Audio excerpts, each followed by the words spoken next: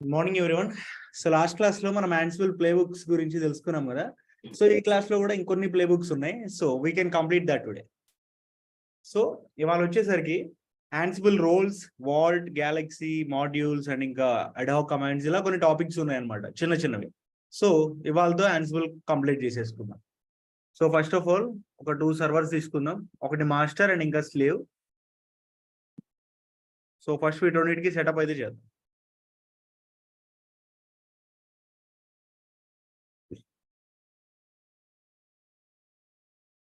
View all instances, Ansible and then slave.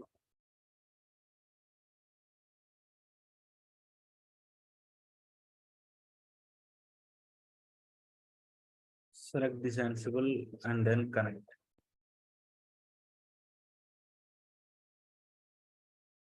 So root user ki vellipoyi ikkada Ansible install cheddam. Amazon-Linux-extras install Ansible 2-y.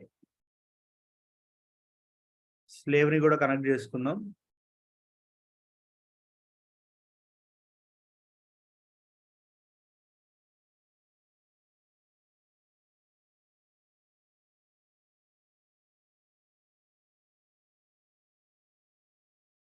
Yum install Python and Python-pip-y.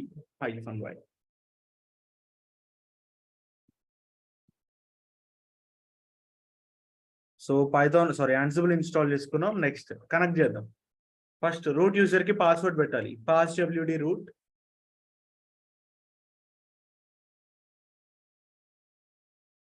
and then vi/etc sshd conf. ఇక్కడ 63rd line ఒకటి. మన Ansible inventory ఏంటండి? What will be the Ansible inventory?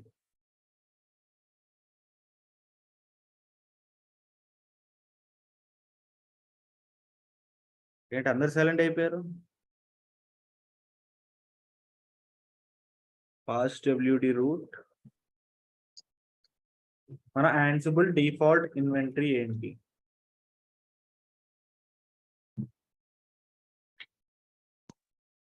/etc/Ansible కరెక్టే చెప్పారు. ఇంకొకటి ఉంది /host.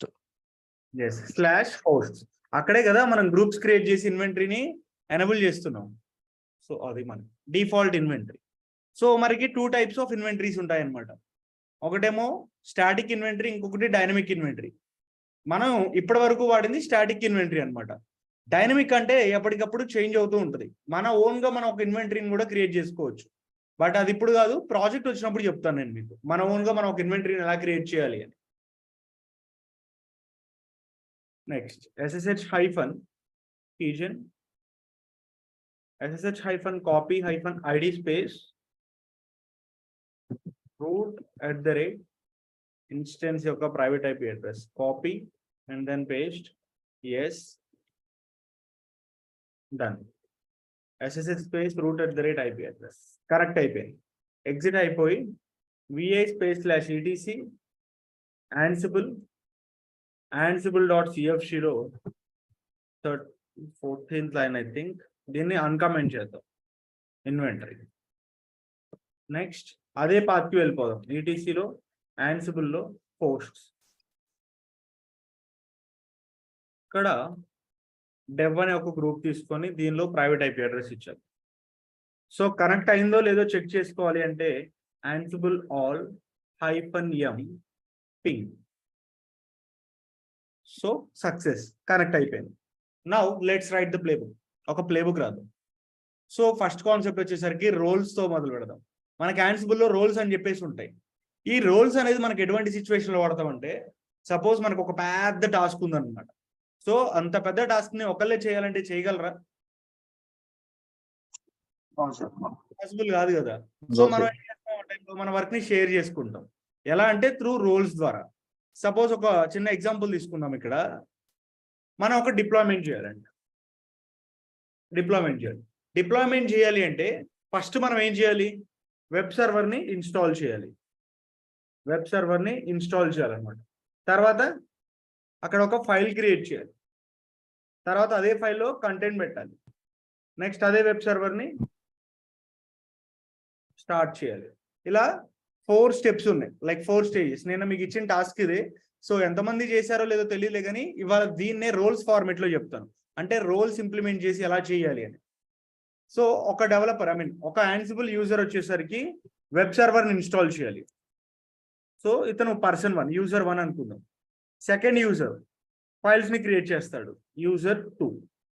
Third user వచ్చేసరికి ఆ ఫైల్లో కంటెంట్ పెడతాడు, యూజర్ 3. సో ఇంకొక యూజర్ వచ్చేసరికి దాన్ని స్టార్ట్ చేస్తాడు. ఇలా మన వర్క్ని మనం షేర్ చేసుకుంటున్నాం అనమాట. We are going to share the work. ఒక పెద్ద టాస్క్ని మనం సింప్లిఫై చేసుకొని వర్క్ని డివైడ్ చేసుకొని చేస్తున్నాం. దీన్ని ఎలా ఇంప్లిమెంట్ చేయాలి? సో ఫస్ట్ ఇక్కడ ఒక ఫోల్డర్ క్రియేట్ చేద్దాం, mkdir రోల్స్ అని చెప్పేసి. సో ఫస్ట్ ఒక యాన్సిబుల్ అని ఒక ఫోల్డర్ క్రియేట్ చేద్దాం. Ansible mkdir Ansible. So Ansible అనే ఒక ఫోల్డర్కి వెళ్ళిపోయి ఇక్కడ mkdir రోల్స్ అని చెప్పేసి ఒక ఫోల్డర్ క్రియేట్ చేద్దాం. సో ఇప్పుడు ఇక్కడ main.yml ఫైల్ క్రియేట్ చేద్దాం, vam space main.yml. go to insert mode. So every playbook starts with triple hyphen. తర్వాత హైఫన్ స్పేస్ hosts లో dev. Next connection ssh. Direct గా ఇంకా రోల్స్ తీసుకో, టాస్క్స్ కాదు, రోల్స్ అని ఇచ్చి మీకు నచ్చిన ఒక 3-4 రోల్స్ తీసుకుందాం. సో ఫస్ట్ రోల్ కిషోర్ అని చెప్పేసి ఒక రోల్ తీసుకుంటాం. తర్వాత Ajay, next Kiran, and then Avinash. So ఇలాగ 4 రోల్స్ తీసుకున్నా, కిషోర్, అజయ్, కిరణ్ అండ్ దెన్ అవినాష్. మీరు ఏ రోల్స్ అయితే తీసుకున్నారో అదే నేమ్స్ తో ఫోల్డర్స్ క్రియేట్ చేయాలి. mkdir Kishore, Avinash and Kiran and then Ajay. So 4 folders create చేసాం. సో ఫస్ట్ ఫోల్డర్కి వెళ్దాం, cd స్పేస్ అజయ్. అజయ్ అని ఒక ఫోల్డర్కి వెళ్ళిపోయి అజయ్కి నేను ఒక టాస్క్ ఇచ్చాను. సో ఒక ఫోల్డర్ క్రియేట్ చేస్తున్నాడు టాస్క్స్ అని చెప్పేసి. సో ఈ టాస్క్స్ అనే ఒక ఫోల్డర్కి వెళ్ళిపోయి ఇక్కడ vam స్పేస్ main.yml అని చెప్పేసి ఒక ఫైల్ క్రియేట్ చేసి నేను అజయ్కి ఇచ్చిన టాస్క్ ఏంటి, ఫస్ట్ వెబ్ సర్వర్ ఇన్స్టాల్ చేయమని ఇచ్చాను. సో హైఫన్ స్పేస్ నేమ్, డైరెక్ట్గా నేమ్ ఇచ్చేసి ఇన్స్టాల్ వెబ్ సర్వర్ తీసుకొని యాక్షన్ తీసుకుంటారా ఎం తీసుకుంటారా అనేది మీ ఇష్టం. ఎం name is equal to httpd state is equal to present. Like చేసి ట్రిపుల్ హైఫన్ ఇక్కడ అవసరం లేదు, ఎందుకంటే main.yml అక్కడ స్టార్టింగ్ ఇచ్చేసాం కదా. సో అక్కడ సరిపోయింది, ఇక్కడ ఇచ్చినా ఇవ్వకపోయినా ప్రాబ్లం ఏం లేదు. సో అక్కడ బేసికల్ అయితే అవసరం ఉండదు అనమాట. నెక్స్ట్, సో అజయ్కి ఇచ్చిన టాస్క్ అయిపోయింది. ఇక్కడ అజయ్ లోపలే డైరెక్ట్ గా main.yml క్రియేట్ చేయొచ్చు కదా, సపరేట్ గా మళ్ళీ టాస్క్స్ ఎందుకని క్రియేట్ చేశారు అని మీరు అడగొచ్చు. నేను టాస్క్స్ ఇవ్వచ్చు, లేకపోతే హ్యాండ్లర్స్ ఇవ్వచ్చు, నా ఇష్టం, ఏదైనా ఇవ్వచ్చు. ఇప్పుడు టాస్క్ ఇచ్చాను కాబట్టి టాస్క్స్ అనే ఒక ఫోల్డర్ క్రియేట్ చేసుకొని దానిలో ఫైల్ రాశాడు. నెక్స్ట్ టైం అజయ్కి హ్యాండ్లర్స్ కాన్సెప్ట్ మీద ఇచ్చాను అనుకోండి, హ్యాండ్లర్స్ అని చెప్పేసి ఒక ఫోల్డర్ క్రియేట్ చేసి దానిలో ఒక ఫైల్ రాస్తాడు అనమాట. అట్లా అతనికి అర్థం అవడం కోసం సపరేట్ చేసుకుంది. నెక్స్ట్, సో అజయ్ రోల్ అయిపోయింది. Next Avinash, let's go for the Avinash.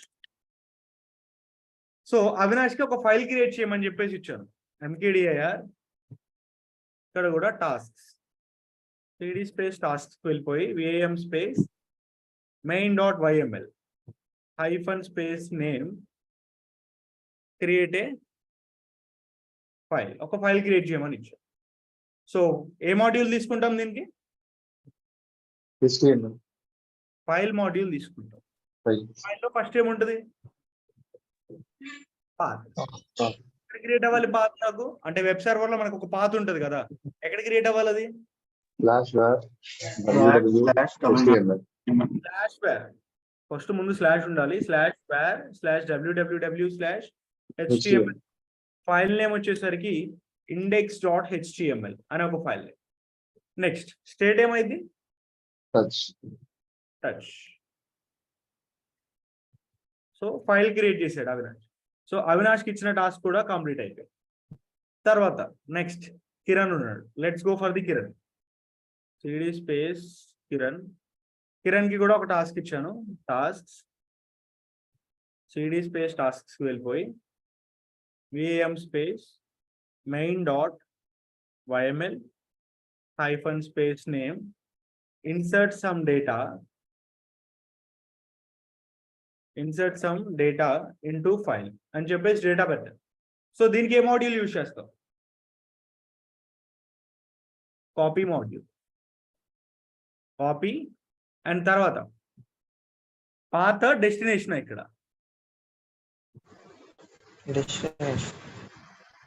ఎక్కడుంది ఫైల్? వేర్ www HTML అనే ఒక ఫైల్లో తను కంటెంట్ పెట్టాలి. సో కంటెంట్ పైప్ సింబల్ తీసుకొని h1 tag this is my web application. Close చేసేద్దాం ఇక్కడతో h1 ట్యాగ్ h1 అండ్ ఇంకొకటి తీసుకుందాం. Let's go with the h1. We deployed this by using Ansible playbook /h1. So దీన్ని close చేశారు. So ఈ data మొత్తం కూడా వెళ్తుంది. Now save and continue. మళ్ళీ 2 ఫోల్డర్స్ బ్యాక్ వచ్చేద్దాం. తర్వాత వెబ్ సర్వర్ని స్టార్ట్ చేయాలి కదా, అది కిషోర్ రోల్ అనుకుంది. mkdir టాస్క్స్ వెళ్ళిపోయి vim space main dot YML కి వెళ్ళిపోయి కిషోర్ ఏం చేస్తాడు? వెబ్ సర్వర్ స్టార్ట్ చేయడానికి ప్లేబుక్ రాస్తాడు. So name start web server. తర్వాత ఏం తీసుకోవాలి ఇక్కడ? Module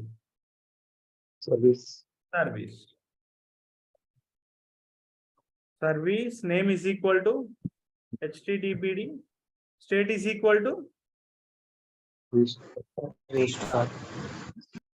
save and continue. So ఇక్కడ మొత్తం అన్ని ఇచ్చేసాం కదా. ఇప్పుడు ఏ ప్లేబుక్ ని మనం ఎగ్జిక్యూట్ చేయాలి అంటే ఇక్కడ మీ రోల్స్ ఎక్కడైతే ఉందో ఇక్కడ మెయిన్ డాట్ YML అని చెప్పేసి ఉంది కదా. సో అక్కడ wait a second, CD space roles లో.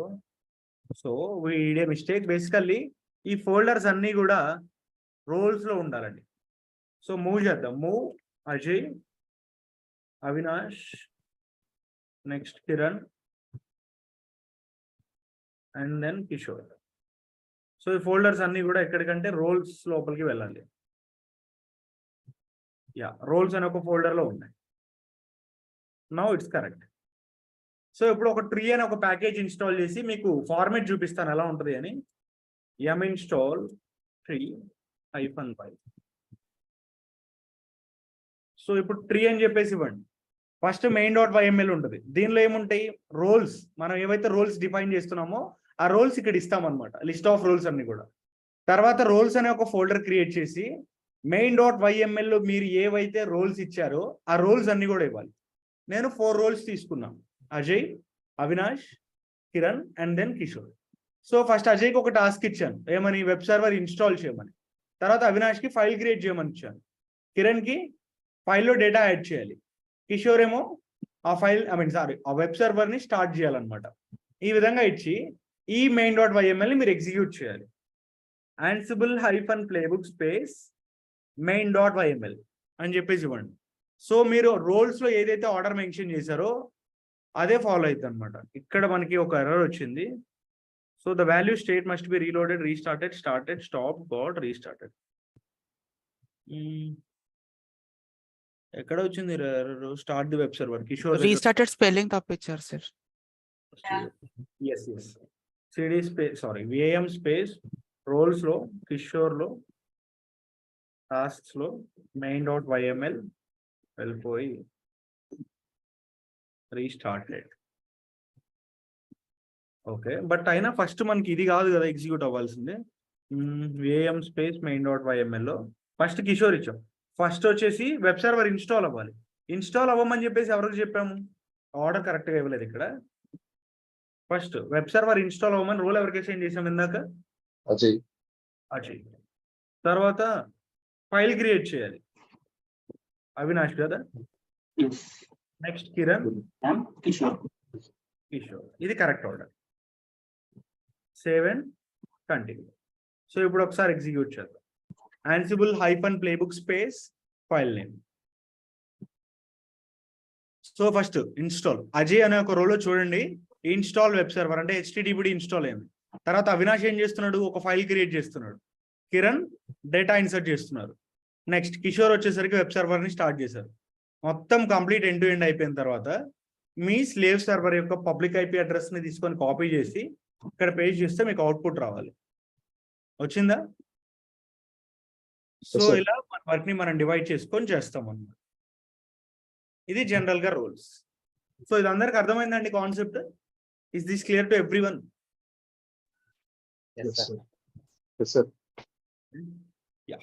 సో నెక్స్ట్ వెబ్ సర్వర్ అంటే జనరల్ గా HTTPD లేకపోతే Nginx ఇవి ఉన్నాయి. ఇవి మనకి ఎలానో తెలుసు. మరి టామ్ క్యాట్ ఎలా సెటప్ చేయాలి? జనరల్ గా టామ్ క్యాట్ మనం మాన్యువల్ గా సెటప్ చేయడానికి మనకు ఒక 15 minutes పట్టింది కదా ఒక సర్వర్ లో చేయడానికి. ఒక 10 servers లో చేయాలంటే ఎంత టైం పట్టుద్ది? 150 minutes అరౌండ్. ఒక 100 servers లో అయితే 1500 minutes. చాలా టైం స్పెండ్ చేస్తున్నాం మనం కదా. అలా కాకుండా టామ్ క్యాట్ కి కూడా మనం ఒక ప్లే బుక్ రాసి మొత్తం 100 ఉంటే 100, 1000 ఉంటే 1000 servers లో ఎట్ టైం మనం ఒక వెబ్ సర్వర్ ని ఇన్స్టాల్ చేయొచ్చు Tom cat. So Tomcat కి ప్లే బుక్ రాద్దాం ఇప్పుడు. సో ఒక ఫోల్డర్ క్రియేట్ చేసుకుంటా దీనికి సపరేట్ గా mkdir టామ్ క్యాట్ అని. సో టామ్ క్యాట్ కి వెళ్ళిపోయి vam space web server dot YML ఒక ఫైల్ క్రియేట్ చేద్దాం. ఫైల్ ని మీ ఇష్టం అండి, ఏదైనా తీసుకోవచ్చు. సో మీరు మాన్యువల్ ప్రాసెస్ చెప్పండి, నేను దాన్ని కన్వర్ట్ చేసి ప్లే బుక్ లో చెప్తాను. హోస్ట్ దేవ్, కనెక్షన్ వచ్చేసి SSH. Okay.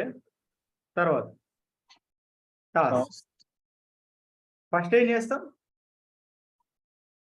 Update. Download the link. First ఏం చేస్తాం? డౌన్లోడ్ చేస్తాం కదా. ఎక్కడి నుంచి డౌన్లోడ్ చేస్తాం? DLCDN. ఎస్. సో DLCDN.apache.org ఇక్కడికి వెళ్ళిపోయి టామ్ క్యాట్ సెర్చ్ చేద్దాం. టామ్ క్యాట్ 9 వర్షన్, కొత్త వర్షన్ కూడా వచ్చింది 0.75. దీంతో ట్రై చేద్దాం ఒకసారి. Go to binaries. సో ఇక్కడ tar.gz copy this link address and download the link. So ఇక్కడ ఏ మాడ్యూల్ యూజ్ చేయాలి? ఇంటర్నెట్ నుంచి ఒక ఫైల్ డౌన్లోడ్ చేసుకోవాలి.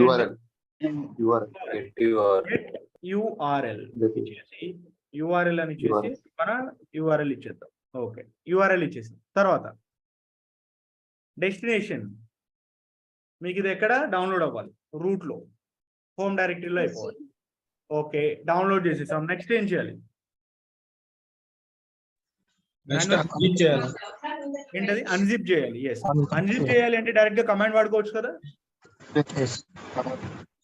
అన్జిప్ ది ఫైల్ కమాండ్ ఏంటి?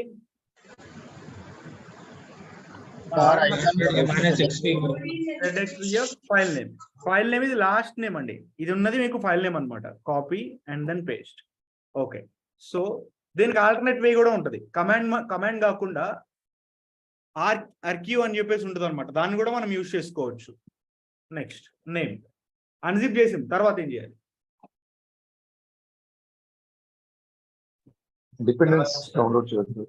డిపెండెన్సీస్ డౌన్లోడ్ చేయాలి. Download dependencies.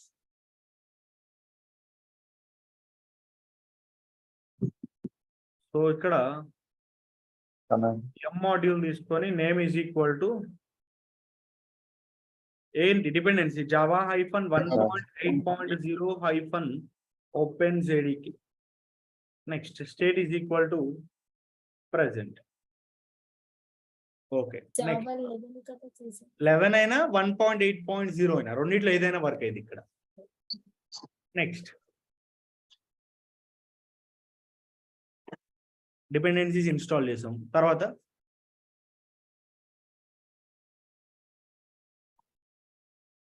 మాన్యువల్గా ఏం చేస్తాం? డిపెండెన్సీ ఇన్స్టాల్ చేసిన తర్వాత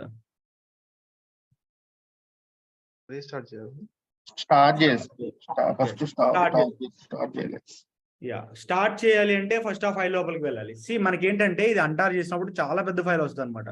దీన్ని మొత్తం నేను గుర్తుపెట్టుకోవాలంటే కష్టం. అపాచీ టామ్ క్యాట్ 9.0.75 ఇది మొత్తం గుర్తుపెట్టుకోవాలంటే కష్టం కాబట్టి దీన్ని రీనేమ్ చేసుకుందాం అనుకుంటున్నా సింపుల్ గా. సో మనకి ఇది original file, rename the file అని చెప్పేసి చేద్దాం. రీనేమ్ చేయడానికి జనరల్ గా మూవ్ వాడతాం. MV original file name Tomcat అని చెప్పేసి సింపుల్ గా రీనేమ్ చేస్తాం. Next hyphen space name start చేయాలి. Start the Tomcat. Tomcat start చేస్తాం. సో టామ్ క్యాట్ ని మనం స్టార్ట్ చేయడానికి షెల్ వాడాలండి. అంతే కదా, షెల్ నే కదా మనం ఎగ్జిక్యూట్ చేస్తున్నాం. నో హబ్ అని ఇచ్చేసి నో హెచ్యుపి. సో ఏదైనా ఒక షెల్ ని మనం ఎగ్జిక్యూట్ చేయాలి అంటే నో హబ్ వాడతాం. నో హబ్ మనకి ఎక్కడుంది ఆ పాత్ రూట్ లో టామ్ క్యాట్ అనే ఫోల్డర్ లో దీనిలో ఫైల్ నేమ్ వచ్చేసరికి startup dot SH. So first ఇంతవరకు ఎగ్జిక్యూట్ చేద్దాం. Ansible hyphen playbook space web server dot yml.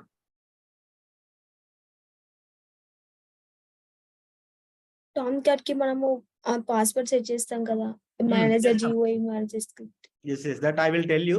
First ఇంతవరకు చేయనివ్వండి. నెక్స్ట్ ఫర్దర్ 2 స్టెప్స్ ఎలా చేయాలో చెప్తాను. అది డైరెక్ట్ గా కుదరదు అనమాట. దానికి మనం టెంప్లెట్ వాడతాం. సో స్టార్ట్ అయిపోయింది. అండ్ ఇక్కడ మీకు చూసుకుంటే ఫస్ట్ టాస్క్ బాగానే ఉంది. సెకండ్ టాస్క్ లో ఒక వార్నింగ్ ఇచ్చింది. అంటే అదేం ఎర్రర్ కాదు, వార్నింగ్ అనమాట. ఇందాక నేను చెప్పాను కదా సెకండ్ వే కూడా ఉంటదండి, ఆర్క్యూ అని చెప్పేసి ఒక మాడ్యూల్ ఉంటుంది, దాన్ని వాడతామని. వాళ్ళు అదే చెప్తున్నారు. Consider using this unarchive module rather than running tar. అంటే మీరు కమాండ్ యూజ్ చేసే బదులు ఆర్క్యూ అనే ఒక మాడ్యూల్ ఉంది అన్ఆర్క్యూ అని చెప్పేసి దాన్ని యూజ్ చేసుకోమని చెప్తుంది. దట్ డజంట్ మీన్ అది మనకి ఎర్రర్ ఏం కాదు, బట్ ఇవి కూడా రాకుండా ఉండాలంటే we can use the module అనమాట. So already public IP address copy చేసుకుని ఉంది. Port number 80808. టామ్ క్యాట్ వచ్చేసింది, కానీ మనకి యాక్సెస్ ఉండదు. మేనేజర్ ఆప్స్ లోపలికి వెళ్తే we don't have access. So దీనికి మనం 2 ఫైల్స్ ని మోడిఫై చేయాలి. ఏంటి ఆ ఫైల్స్? context.xml, ఒకటి tomcat users.xml. users.xml.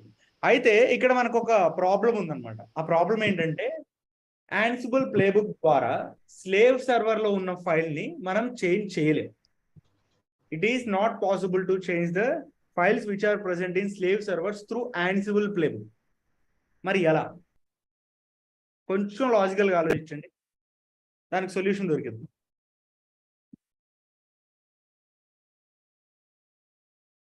ఆలోచించండి, ట్రై చేయండి. అక్కడ ఉన్న డేటాని ప్లేబుక్ ద్వారా మోడిఫై చేయలేం, మరి ఎలా చేస్తాం?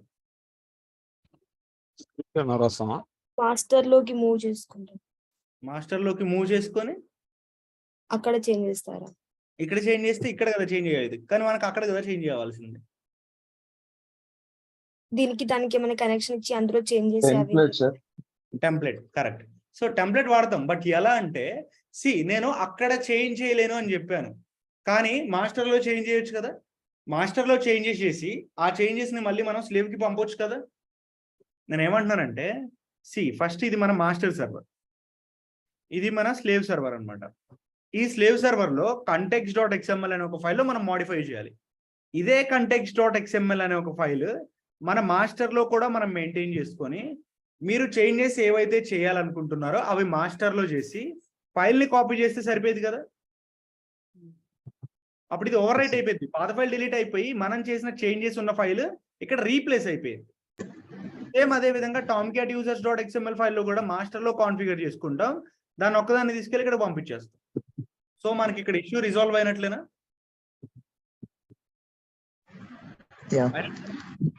ఇప్పుడు మాస్టర్ సర్వర్ లో tomcat ఇన్స్టాల్ చేయాలి కదా, మళ్ళీ ఇన్స్టాల్ చేయాల్సిన అవసరం లేదు, జస్ట్ ఆ ఫైల్ డౌన్లోడ్ చేసుకుంటే సరిపోయింది. అంటే 2 ఫైల్స్ ని కాపీ చేసుకొని మాడిఫై చేసి మళ్ళీ కాపీ చేసి పంపించేస్తాం. సో ఫస్ట్ ఇక్కడికి వెళ్ళిపోయి మొత్తం ఈ ప్యాకేజ్ మొత్తాన్ని డౌన్లోడ్ చేసుకుందాం. ఇది మన మాస్టర్ కి వెళ్ళిపోయి wget అనే కమాండ్ తో డౌన్లోడ్ చేసుకొని tar-zxvf అంటార్ చేసేసి సో అపాచీ ఫోల్డర్ లో అండ్ ఇక్కడ వెబ్ యాప్స్ మేనేజర్ మెటైన్. ఇక్కడ context.xml అనే ఒక ఫైల్ ని ఒక 3 folders బ్యాక్ కి కాపీ చేసుకుందాం. I think 4 folders. So CP space file name context.xml 4 folders కి వెళ్ళిపోవాలి. నెక్స్ట్ సిడి స్పేస్ కాన్ఫ్ లోపల కూడా వెళ్ళిపోయి tomcat users.xml ఫైల్ ని ఒక 2 steps బ్యాక్ కి కాపీ చేసుకుంటున్నాను. ఇక్కడ 2 steps బ్యాక్ కి కాపీ చేస్తున్నాను అనమాట దీన్ని నేను. Now if you go to 2 steps back, they tomcat folder లో మీకు కావాల్సిన 2 ఫైల్స్ వచ్చాయా? context.xml వచ్చింది, tomcat user.xml వచ్చింది. ఇంకా ఈ రెండు మీరు డిలీట్ చేసేసుకోవచ్చు. rm space -rf Apache Tomcat. So 2 folders delete అయిపోయి నాకు కావాల్సిన ఫైల్స్ వరకే నేను తెచ్చుకున్నా, డౌన్లోడ్ చేసుకున్నా. రిమైనింగ్ అన్ని కూడా డిలీట్ చేసేసాను అనమాట. ఇప్పుడు ఈ ఫైల్స్ లో మోడిఫై చేద్దాం. vam space context.xml. So 2 lines ని డిలీట్ చేయండి. Save and exit. Next tomcat users.xml లో కూడా లాస్ట్ లైన్ కి వెళ్ళిపోయి రోల్స్ క్రియేట్ చేద్దాం. 3yy then paste manager GUI comma manager script. Okay, manager GUI ఒకటి, మేనేజర్ స్క్రిప్ట్ ఒకటి కదా. ఓకే, ఇక్కడ పైన రిమూవ్ చేసేద్దాం.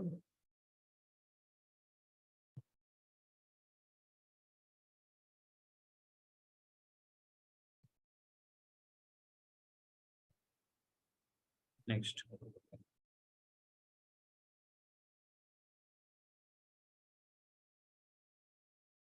CCIT Tomcat అని చెప్పేసి పాస్వర్డ్ పెట్టేద్దాం. అండ్ రోల్స్ లో manager GUI comma manager script చేయండి. Done. Now save and exit. ఇప్పుడు మన దగ్గర ఉన్న ఫైల్స్ ని రిమోట్ సర్వర్స్ కి పంపించాలి, అంటే స్లేవ్ సర్వర్స్ కి. vam స్పేస్ వెబ్ servers.yml కి వెళ్ళిపోయి ఇక్కడ స్టార్ట్ చేసే ముందు, స్టార్ట్ చేసిన తర్వాత అయినా రాసుకోవచ్చు, it's up to your wish, hyphen space name copy context.xml file అని చెప్పేసి డిస్క్రిప్షన్ రాసి, సో ఇక్కడ టెంప్లెట్ వాడుతున్నాం. టెంప్లెట్.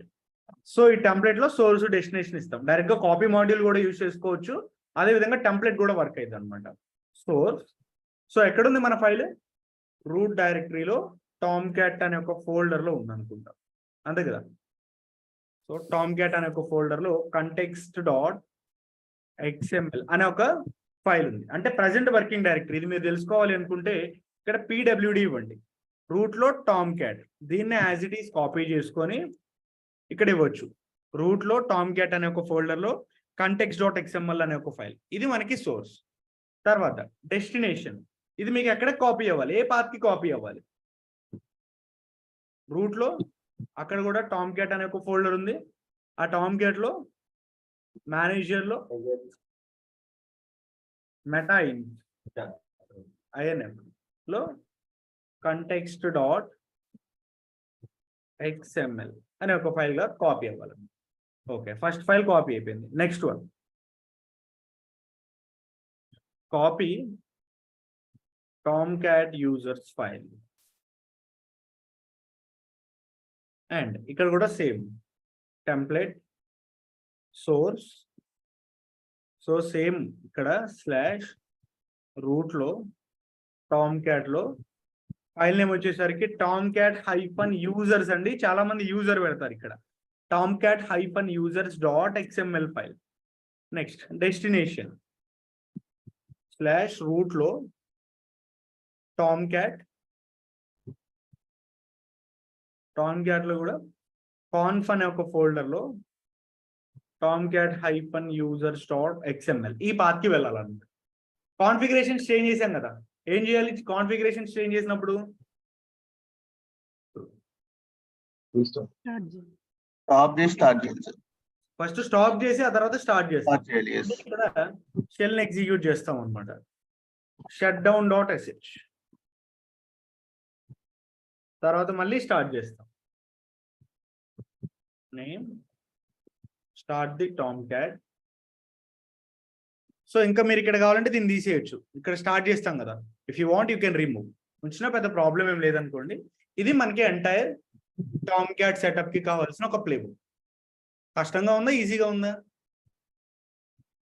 ఈజీగా మాన్యువల్ ప్రాసెస్ తెలిస్తే సో ఈజీగా ఉంటుంది అనమాట. ఏం చేయలేదు, మళ్ళీ ఒకసారి ఎక్స్ప్లెయిన్ చేస్తాను చూడండి. ఫస్ట్ టామ్ క్యాట్ కి సంబంధించిన URL ని రూట్ డైరెక్టరీలో నేను కాపీ చేసుకున్నాను. తర్వాత దీన్ని అన్జిప్ చేశాను అనమాట. అన్జిప్ చేసి download dependencies. Tom cat start అవ్వాలంటే ఖచ్చితంగా జావా వర్జన్ ఉండాలి. అది 11 అయినా 1.8 అయినా ఏదైనా వర్క్ అయితే. తర్వాత దీన్ని నేను రీనేమ్ చేసుకున్నాను, ఎందుకంటే ఇంత పెద్ద నేమ్ ప్రతిసారి ఇవ్వలేం కదా. చూడండి, ఈ నేమ్ ని ఇక్కడ ఇవ్వాలి, ఇక్కడ ఇవ్వాలి, ఇక్కడ, ఇలా ప్రతిసారి మల్టిపుల్ టైమ్స్ మనం యూజ్ చేస్తున్నాం కాబట్టి సో నేను దాన్ని సింపుల్ గా రీనేమ్ చేసుకున్నాను టామ్ క్యాట్ అని. నెక్స్ట్ సో టామ్ క్యాట్ ని స్టార్ట్ చేశాను. స్టార్ట్ చేసిన తర్వాత వర్క్ అవుతుంది, కానీ నాకు ఇక్కడ యాక్సెస్ లేదు. సో దానికోసం ఫైల్లో మోడిఫికేషన్స్ చేయాలి కాబట్టి context.xml ఫైల్లో డైరెక్ట్ గా మోడిఫికేషన్స్ చేయడం కుదరదు. అందుకని ఆ ఫైల్ ని నా సిస్టంలో నేను డౌన్లోడ్ చేసుకొని పెట్టుకొని ఆ మోడిఫికేషన్స్ ఏవో ఇక్కడే చేసి ఇక్కడ నుంచి స్లేవ్ సర్వర్స్ కి కాపీ చేస్తున్నా త్రూ టెంప్లెట్ ద్వారా. అదే విధంగా టామ్ క్యాట్ యూజర్స్ ఫైల్ కూడా సేమ్ ప్యాటర్న్ అన్నమాట. ఆ తర్వాత మనం కాన్ఫిగరేషన్స్ ఎప్పుడైతే చేంజ్ చేసామో రీస్టార్ట్ చేయాలి, అంటే స్టాప్ చేసి మళ్ళీ స్టార్ట్ చేయాలన్నమాట. ఇది మన entire playbook meaning. Let's execute. Sir ఎందుకు సార్ స్లేవ్ లో చేయలేము? స్లేవ్ లో చేంజ్ చేయలేము, యాక్సెస్ చేసుకోలేము కదా స్లేవ్ సర్వర్స్ ని.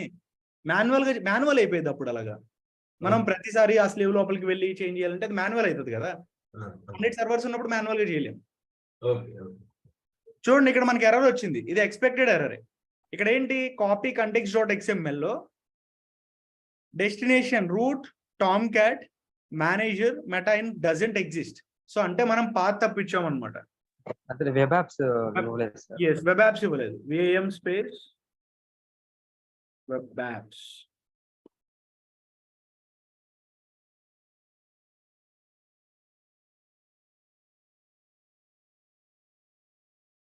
వెబ్ యాప్స్ లో మేనేజర్ లో మెటైన్ లో context.xml. Now it will work.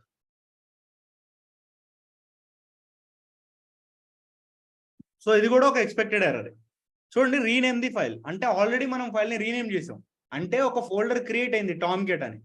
ఒక ఫోల్డర్ క్రియేట్ అయినప్పుడు మళ్ళీ మనకి అదే నేమ్ తో అదే ఫోల్డర్ ని క్రియేట్ చేయగలమా? చేయలేం. ఇక్కడ చూడండి, ఎర్రర్ ఫైల్ ఎగ్జిస్ట్ అని వచ్చింది. ఆల్రెడీ ఉంది కాబట్టి మనకి క్రియేట్ అవ్వదు. సో మరి దీన్ని ఎలా రిజాల్వ్ చేస్తాం? ఆ టాస్క్ వరకు డిలీట్ చేయండి బ్రో అని చెప్పొద్దు. కండిషన్ రాసుకుందాం సార్. సారీ, కండిషన్ ఎందుకు? Can't we use tags use చేయకూడదా? ట్యాగ్స్ ఎందుకు వాడతాం? ఒక పర్టికులర్ టాస్క్ స్కిప్ చేయడానికి. ఇప్పుడు ఒకటి మనకి స్కిప్ అయిపోతే సరిపోయింది కదా. VAM స్పేస్ వెబ్ సర్వర్ కి వెళ్ళిపోయి సో మూవ్ అని చెప్పేసింది. దీనికి ఒక ట్యాగ్స్ అప్లై చేద్దాం. ABC అని ఒక ట్యాగ్ ఇస్తుంది. సో స్కిప్ చేసేటప్పుడు -skip -tags ABC ఇచ్చేసేయండి. ఎంటర్.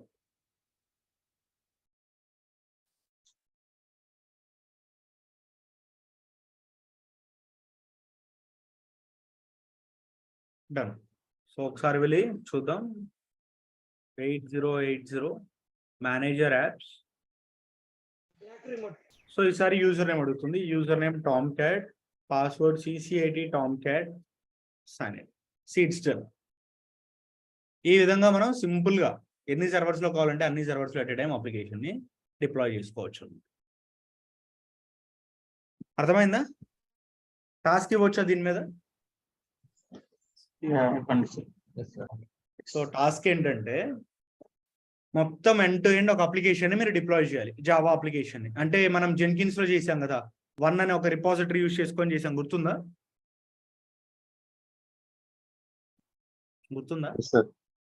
సో అది మీరు డిప్లాయ్ చేయాలన్నమాట. ఎలా అంటే స్టెప్ బై స్టెప్ ప్రాసెస్ చెప్తాను, కొంచెం జాగ్రత్తగా వినండి ఇక్కడ. సో ఫస్ట్ టాస్క్, ఒక్క నిమిషం ఇక్కడ వద్దు, వైట్ బోర్డ్ షేర్ చేస్తాను, దట్ విల్ బి యూస్ఫుల్.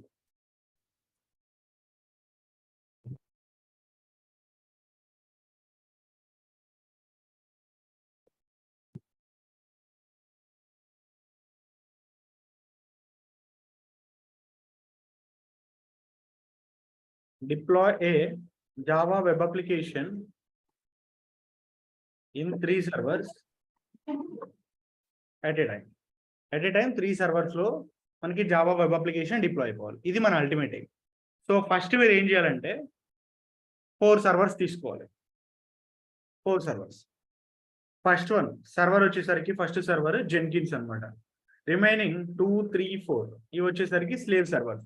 ఇక్కడ మనం అప్లికేషన్ ని డిప్లాయ్ చేయాలి. ఓకే, సో ఫస్ట్ ఇక్కడే ఈ జెన్కిన్స్ సర్వర్ లోనే మీకు యాన్సిబుల్ కూడా ఇన్స్టాల్ అవ్వాలన్నమాట. ఫస్ట్ మీరు యాన్సిబుల్ ఇన్స్టాల్ చేసుకొని ఈ యాన్సిబుల్ కి అండ్ ఇంకా స్లేవ్ సర్వర్స్ కి కనెక్షన్ ఎస్టాబ్లిష్ చేయండి. ఓకే, 4 సర్వర్స్ తీసుకుంటారు. ఫస్ట్ సర్వర్ లో యాన్సిబుల్ ఇన్స్టాల్ చేస్తారు, స్లేవ్ సర్వర్స్ తో కనెక్ట్ చేస్తారనమాట. తర్వాత ఈ యాన్సిబుల్ సర్వర్ లోనే second step, right a playbook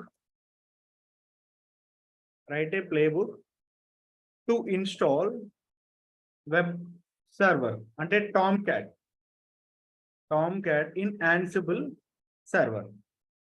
Ansible server లో టామ్క్యాట్ ని సెటప్ చేయడానికి ఒక ప్లేబుక్ రాయమని చెప్పాను.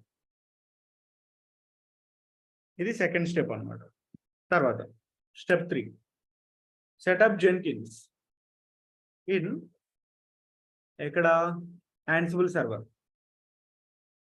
అంటే ఇక్కడే ఇదే యాన్సిబుల్ సర్వర్ లోనే మీకు జెన్కిన్స్ కూడా సెటప్ అవ్వాలి. Fourth one, create a job in Jenkins లో ఒక జాబ్ క్రియేట్ చేయాలి. సో జాబ్ క్రియేట్ చేసి ఆ జాబ్ ఏంటి, ఫస్ట్ జాబ్, దానిలో జాబ్ 1 యాన్సిబుల్ ప్లేబుక్ ఎగ్జిక్యూట్ అవ్వాలి. Ansible playbook will gets executed from Jenkins నుంచి ఎగ్జిక్యూట్ అవ్వాలి. అంటే మీరు జెన్కిన్స్ లో బిల్డ్ చేస్తే ఆ ప్లేబుక్ అనేది ఎక్కడ ఎగ్జిక్యూట్ అవ్వాలి, స్లేవ్ సర్వర్స్ లో అవ్వాలి. ఇది నేను మీకు ఇంకా చెప్పలేదు, చెప్తాను ఇప్పుడు. దీన్నే మనం integration of Ansible with Jenkins అంటాం. అంటే జెన్కిన్స్ లో మనం ఒక జాబ్ ని బిల్డ్ చేస్తే ఆ ప్లేబుక్ అనేది మనకి ఎక్కడ ఎగ్జిక్యూట్ అవ్వాలి, స్లేవ్ సర్వర్స్ లో ఎగ్జిక్యూట్ అవ్వాలన్నమాట. సో ఇది ఫస్ట్ జాబ్ అంటే వెబ్ సర్వర్. దీని యొక్క అవుట్పుట్ ఏంటి, వెబ్ సర్వర్ మనకి సెటప్ అయిపోవాలి 3 సర్వర్స్ లో ఎట్ ఎ టైం. తర్వాత జాబ్ 2 వచ్చేసి కోడ్ తీసుకుంటాం, ఆ కోడ్ సిఐ సర్వర్ కి రావాలి. తర్వాత బిల్డ్ చేస్తాం అండ్ దెన్ డిప్లాయ్ చేస్తాం. ఇది ఆల్రెడీ మీకు తెలుసు, మనం ఇంతకు ముందు జెన్కిన్స్ లో ఫ్రీ స్టైల్ జాబ్ చేసాం, గుర్తుందా guys? Do you remember this one? Yes, sir. Yes. ఉంది. నెక్స్ట్, సో దీనిలోనే కావాలి అంటే ఇంకా నెక్సెస్ ని కూడా మీరు ఇంటిగ్రేట్ చేయొచ్చు. మీరు కావాలి, ఓపిక ఉంది అనుకుంటే నెక్సెస్ ని కూడా ఇంటిగ్రేట్ చేసి ఆ వేర్ ఫైల్స్ ని స్టోర్ చేయండి.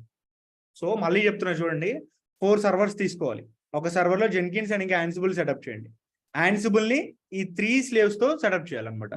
తర్వాత ప్లేబుక్ రాసి ఇది యాన్సిబుల్ సర్వర్ లోనే ఉంచండి. మీరు ఇక్కడ ఎగ్జిక్యూట్ చేయొద్దు, యాన్సిబుల్ సర్వర్ లో మాన్యువల్ గా ఎగ్జిక్యూట్ చేయొద్దు, జెన్కిన్స్ నుంచి చేయాలి. అది ఎలా చేయాలో చెప్తాను ఇప్పుడు. సో ప్లేబుక్ రాస్తారు. ఆ ప్లేబుక్ ఎలా అంటే వెబ్ సర్వర్ టామ్క్యాట్ సెటప్ అయిపోయే విధంగా రాస్తారు అనమాట. Next, setup Jenkins in Ansible server. ఇదే సర్వర్ లో మీరు జెన్కిన్స్ ని సెటప్ చేసి ఒక జాబ్ క్రియేట్ చేయండి.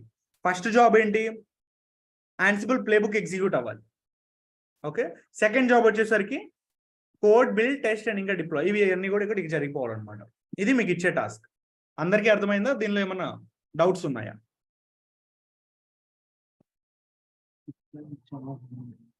ఇంతకు ముందు మనం చేసిందే, కాకపోతే వెబ్ సర్వర్ అనేది మాన్యువల్ గా కాకుండా యాన్సిబుల్ తో ఆటోమేట్ చేయమని చెప్పాను అంతే, కొత్తగా ఏం చేయలేదు మనం. గైస్ అర్థమైందా task? Okay, so screenshot దిండి దీన్ని, తర్వాత టెలిగ్రామ్ లో పోస్ట్ చేసుకోవచ్చు.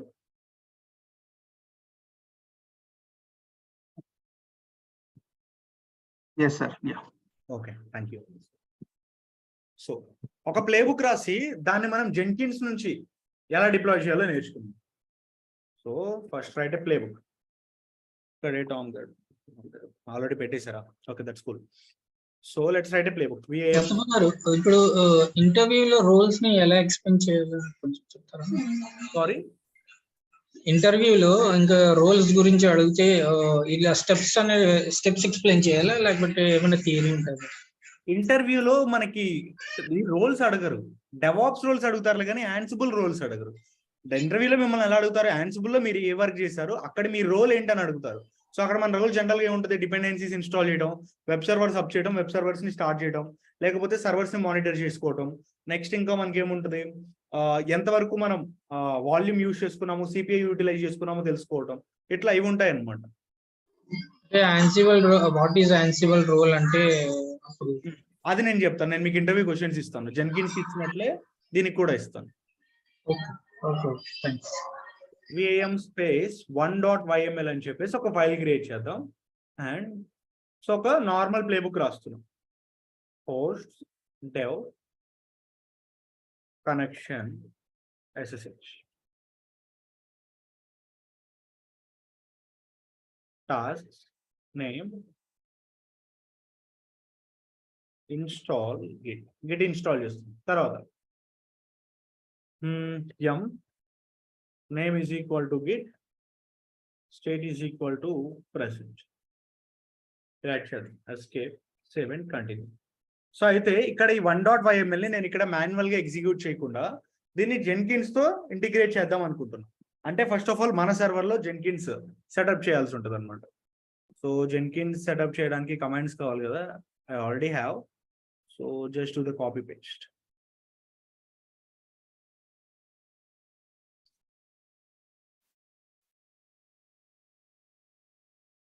ఇప్పటి వరకు మనం యాక్షన్స్ అన్ని స్లేవ్ సర్వర్ లో పర్ఫామ్ చేయాలంటే హోస్ట్ దగ్గర డెవ్ అని ఇచ్చు.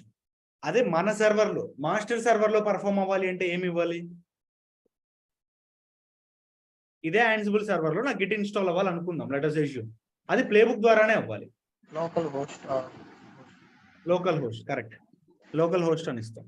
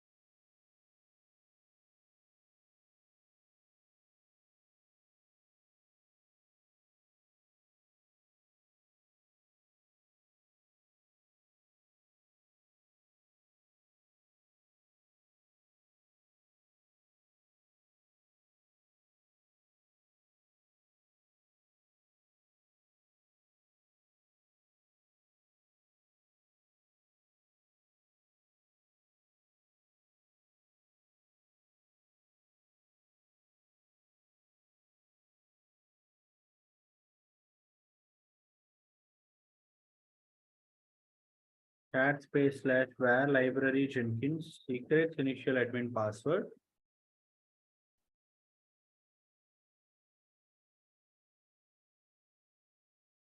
Install suggested plugins.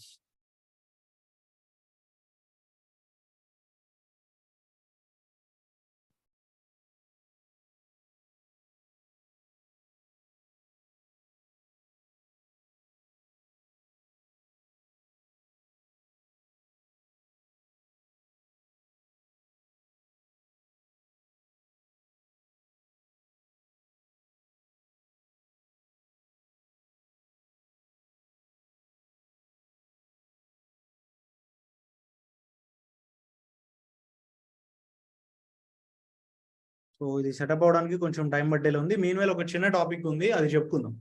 Ansible Walt. మీకు లైనెక్స్ లో ఒక టాపిక్ చెప్పాను, గుర్తుందా? లైక్ ఒక ఫైల్ ని ఎన్క్రిప్ట్ చేయడానికి ఒక కమాండ్ ఉంటుందని చెప్పాను, గుర్తుందా ఎవరికైనా?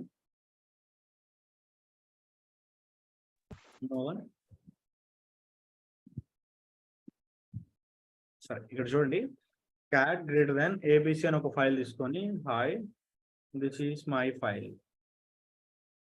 అని చెప్పేసి డేటా యాడ్ చేద్దాం. జనరల్గా ఇప్పుడు క్యాట్ ఏబిసి అని ఇస్తే మనకి డేటా వచ్చింది. సో దీన్ని మీరు ఎన్క్రిప్ట్ చేయాలనుకుంటే లైనెక్స్ లో జీపీజీ -c ఫైల్ నేమ్ ఇచ్చాను ఏబిసి అని. సో ఇక్కడ పాస్వర్డ్ సెట్ చేసుకోమని అడిగిద్దాం అనమాట, పాస్ ఫ్రేజ్, తర్వాత re-enter pass phrase. So created. So ఇక్కడ మీరు చూసుకున్నట్లయితే ఇప్పుడు ఏబిసి ఫైల్ అలానే ఉంది, దీనికి ఒక డమ్మీ ఫైల్ క్రియేట్ అయింది abc.gpg అని చెప్పి. సో ఇప్పుడు డేటా ఎవరైనా చూడాలనుకుంటే డైరెక్ట్ గా క్యాట్ ఏబిసి అని ఇస్తే he can able to see. That means there is no production కదా ఇక్కడ. దీనివల్ల మనకి ఎటువంటి యూజ్ లేదు. బట్ దీనికి Ansible లో సపరేట్ ఒక కాన్సెప్ట్ ఉంటుందండి. దాన్ని మనం రియల్ టైంలో వాడతాము ఫైల్స్ని ఎన్క్రిప్ట్ చేయడానికి అని చెప్పాను మీకు అప్పుడు. ఐ థింక్ గుర్తుందో లేదో నాకైతే తెలీదు. మనం ఫైల్స్లో ఏదైనా ఒక సెన్సిటివ్ కంటెంట్ ఉంది, సపోజ్ మన Ansible స్లేవ్ సర్వర్కి సంబంధించిన పాస్వర్డ్స్, లేకపోతే మీ జీమెయిల్కి సంబంధించిన పాస్వర్డ్స్ అన్నీ కూడా మీరు ఒక ఫైల్లో పెట్టుకున్నారు. ఆ ఫైల్ జనరల్గా క్యాట్ అని ఇచ్చేసి ఎవరైనా ఓపెన్ చేస్తే he can able to see the data. అంటే దానికి ప్రొటెక్షన్ లేదు. ఇప్పుడు ఆ ఫైల్ని మీరు ఎన్క్రిప్ట్ చేయాలి అనుకుంటున్నారు. జనరల్గా ఎన్క్రిప్షన్ మీనింగ్ ఏంటి? What does encryption means? Secure password. Unreadable format. Like it will turns into human readable into machine readable. Human readable format నుంచి మెషిన్ రీడబుల్ ఫార్మేట్ కి అది కన్వర్ట్ అవుతుంది అనమాట. సో ఇప్పుడు క్యాట్ ఏబిసి ఇస్తే డేటా వస్తుంది. అదే మీరు ఈ ఫైల్ ఎన్క్రిప్ట్ చేస్తే it will turns into numerical format that we can't understand. So దానికి మనం Ansible వాల్ట్ అనే ఒక కాన్సెప్ట్ వాడతాం అనమాట. సో రియల్ టైంలో ఏదైనా సెన్సిటివ్ కంటెంట్ ఉండి దాన్ని మీరు ప్రొటెక్ట్ చేయాలి అనుకుంటే Ansible -vault అని ఇచ్చేసి దాన్ని మనం ఎన్క్రిప్ట్ చేస్తున్నాం. సో ఎన్క్రిప్ట్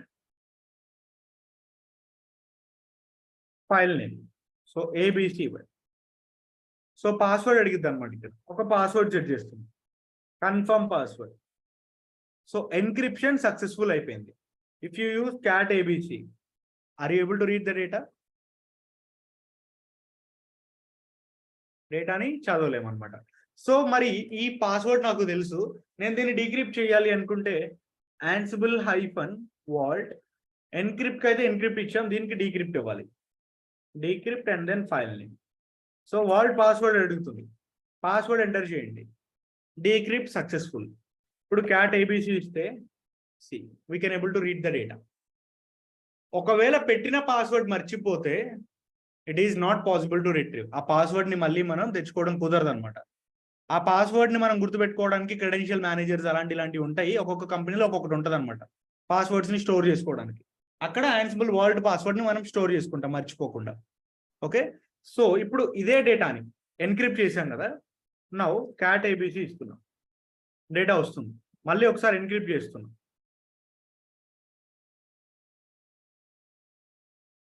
సో ఎన్క్రిప్ట్ అయిపోయింది. క్యాట్ ABC ఇస్తే we are not able to read the data.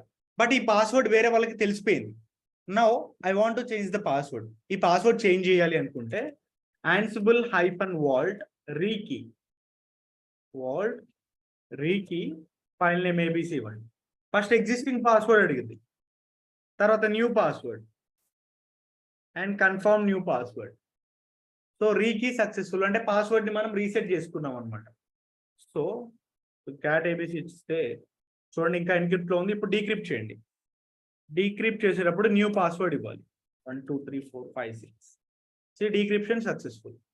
Cat ABC we can able to read the data. ఇలా ఎగ్జిస్టింగ్ ఫైల్స్కే కాదు, ఫైల్స్ క్రియేట్ చేసుకోబోయే ముందు కూడా మనం ఆ ఫైల్స్కి ఎన్క్రిప్షన్ అప్లై చేయొచ్చు. Suppose Ansible -vault new and file name, like file name వచ్చేసరికి హలో అని చెప్పేసి ఒక ఫైల్ క్రియేట్ చేస్తున్నాం. Just keep enter. New work అవట్లేదండి ఇక్కడ.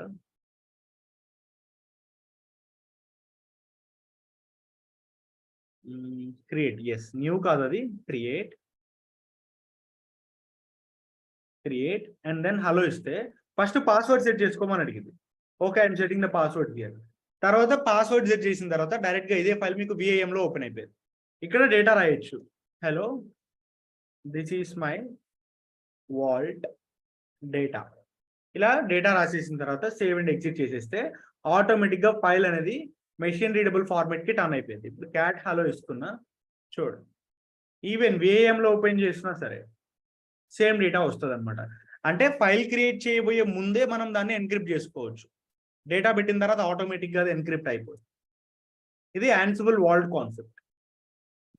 ఓకే, సో మీన్ వైల్ ఇక్కడైతే ఇది సెటప్ అయిపోయింది. సార్ దాన్ని డీక్రిప్ట్ చేయడం ఎలా సార్? ఏంటది డీక్రిప్టా చెప్తాను. Ansible -vault decrypt and file name ఇస్తే పాస్వర్డ్ అడిగింది. సో ఆ పాస్వర్డ్ ఇచ్చేస్తే డీక్రిప్ట్ అయిపోయింది. ఇక్కడ ప్రాక్టికల్గా చూపిస్తాను. Ansible -vault decrypt file name hello. So ఇక్కడ వాల్ట్ పాస్వర్డ్ అడుగుతుంది, పాస్వర్డ్ ఎంటర్ చేశారు. చూడండి డీక్రిప్షన్ సక్సెస్ఫుల్. ఇప్పుడు cat hello ఇస్తే you can see the data. Next so first ఇక్కడ ఒక ప్లగిన్ ఇన్స్టాల్ చేయాలండి.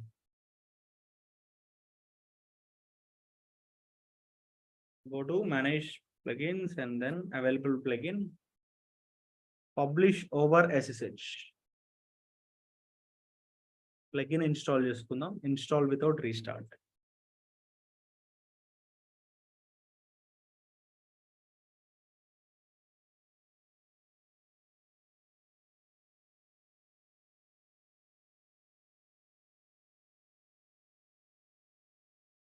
సో ఇన్స్టాల్ అయిపోయింది. Let's go to manage Jenkins.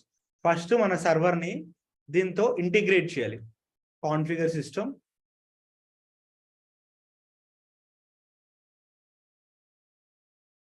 So ఇక్కడ సెర్చ్ చేద్దాం SSH అని చెప్పేసి. పబ్లిష్ ఓవర్ SSH లో ఇక్కడ SSH సర్వర్స్ అని చెప్పేసి ఉన్నాయి కదా, దీన్ని యాడ్ చేసుకుందాం. Add SSH. సో నేమ్ మీకు నచ్చిన నేమ్ ఇవ్వచ్చు. నేనైతే Ansible సర్వర్ అని చెప్పేసి ఇస్తున్నాను. నెక్స్ట్ హోస్ట్ నేమ్ అడుగుతుంది. Host name in the sense మన సర్వర్ యొక్క private IP address. Ansible server private IP address ఇవ్వాలండి ఇక్కడ.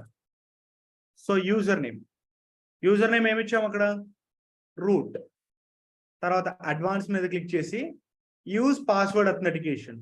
రూట్ యూజర్కి ఒక పాస్వర్డ్ సెట్ చేశాం కదా, ఆ పాస్వర్డ్ ఇవ్వండి అంతే. సో ఇక్కడ టెస్ట్ కనెక్షన్ ఉంది. మనకి కనెక్షన్ అనేది సక్సెస్ఫుల్ గా అయిందో లేదో ఇక్కడ క్రాస్ చెక్ చేసుకోవచ్చు. Click on test connection. Success అని వచ్చింది. అంటే మన జెన్కిన్స్ డాష్బోర్డ్ ఈ సర్వర్ తో ఇంటిగ్రేట్ అయింది అనమాట. సేవ్ చేసి క్రియేట్ ఏ జాబ్. ఒక జాబ్ క్రియేట్ చేస్తున్నా. First playbook and free style project. Click on okay. So ఇక్కడ మీకు ఒక ఆప్షన్ ఉంది, send files or execute command over SSH. దీన్ని సెలెక్ట్ చేసుకొని Ansible సర్వర్ డైరెక్ట్ గా వచ్చేస్తుంది అనమాట. తర్వాత సోర్స్ ఫైల్స్. మన సోర్స్ ఫైల్ ఎక్కడుంది? రూట్ డైరెక్టరీలో. రూట్. నెక్స్ట్ ప్రిఫిక్స్ అవసరం లేదు, రిమోట్ డైరెక్టరీ కూడా అవసరం లేదు. నెక్స్ట్ exec కమాండ్ అంటే Ansible ప్లేబుక్ ని మనం ఎగ్జిక్యూట్ చేయాలి అంటే ఏ కమాండ్ ఇస్తాం? Ansible -playbook space file name. So file name వచ్చేసరికి ఇందాక ఏమి ఇచ్చాం? లైక్ 1.yml అనుకుంటా. 1.yml. సో 1.yml అనేది ఎందుకు ఇచ్చాం? గిట్ ఇన్స్టాల్ అవ్వడానికి కదా. So first of all slave server లో గిట్ ఉందో లేదో చెక్ చేద్దాం. Git space -version command not found. So ఒకసారి ప్లేబుక్ ని ఎగ్జిక్యూట్ చేయండి ఇక్కడ.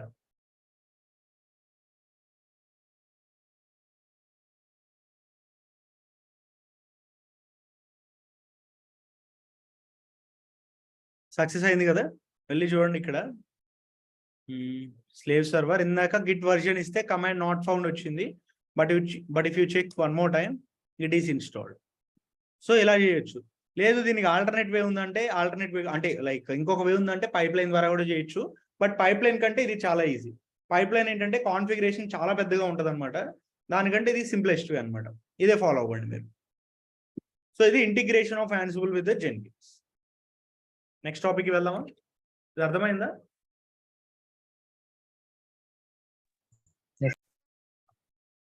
So next Ansible Galaxy. Already existing roles ఉంటాయి, ఎగ్జిస్టింగ్ ప్లేబుక్స్ ఉంటాయి అన్నమాట. ఉన్న ప్లేబుక్స్ ని మనం వాడుకోవాలి అంటే Ansible కి ఒక కమ్యూనిటీ ఉంటుంది. దాన్నే మనం Ansible Galaxy అని చెప్పేసి అంటాం. చాలా పెద్ద పెద్ద అడ్మినిస్ట్రేటర్స్ ఏం చేస్తారంటే వాళ్ళు ప్లేబుక్స్ రాసి ఆ ప్లేబుక్స్ ని వేరే వాళ్ళతో షేర్ చేసుకోవాలి అనుకున్నప్పుడు ఒక కమ్యూనిటీలో పోస్ట్ చేస్తారు. సో అక్కడ నుంచి మనం తెచ్చుకొని మనం కావాలి అనుకున్నప్పుడు వాడుకోవచ్చు అనమాట. దాన్నే మనం Ansible Galaxy అని చెప్పేసి అంటాం. Ansible Galaxy. సో దీన్ని సెలెక్ట్ చేయండి ఇక్కడ.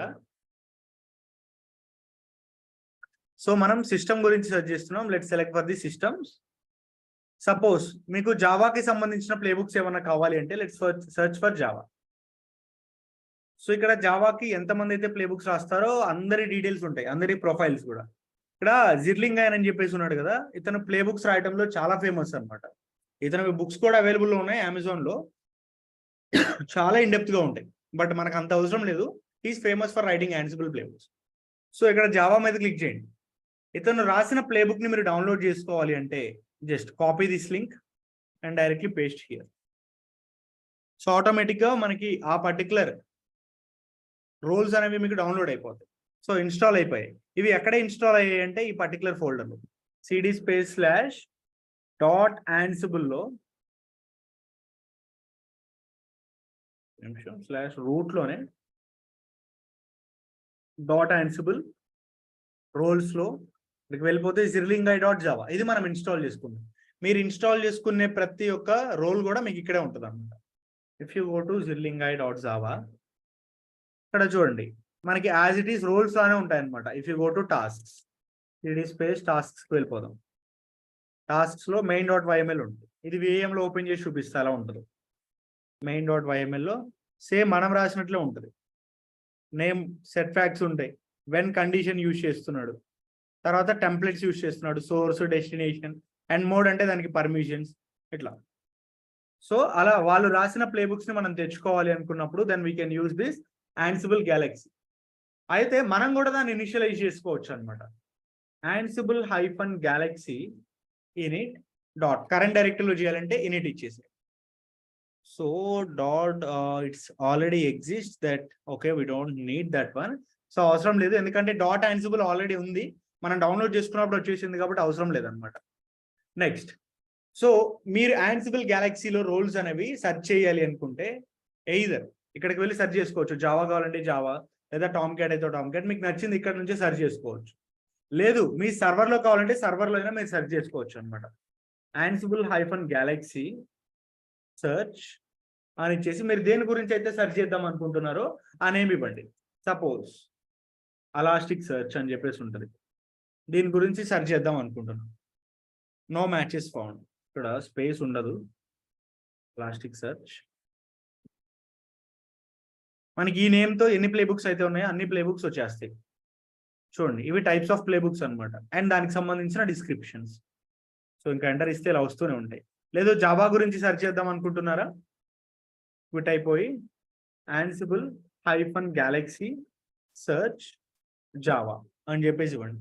జావాలో మనకి ఎన్ని అయితే ఉన్నాయో అన్ని ఇక్కడికి వచ్చేస్తాయి అన్నమాట ప్లేబుక్స్ అనేవి. మీకు కావాల్సింది మీరు ఇక్కడ నుంచి డౌన్లోడ్ చేసుకోవచ్చు. ఇవన్నీ కూడా జావాకి సంబంధించినవి. సో ఇప్పుడు ఇతను రాసింది డౌన్లోడ్ చేసుకోవాలనుకుంటే copy, so Ansible-Galaxy install Ansible-Galaxy install అని చెప్పేసి ఉన్నది కాపీ పేస్ట్ చేయండి. నేమ్ జస్ట్ ఎంటర్ ఇవ్వండి, డౌన్లోడ్ అయిపోయింది.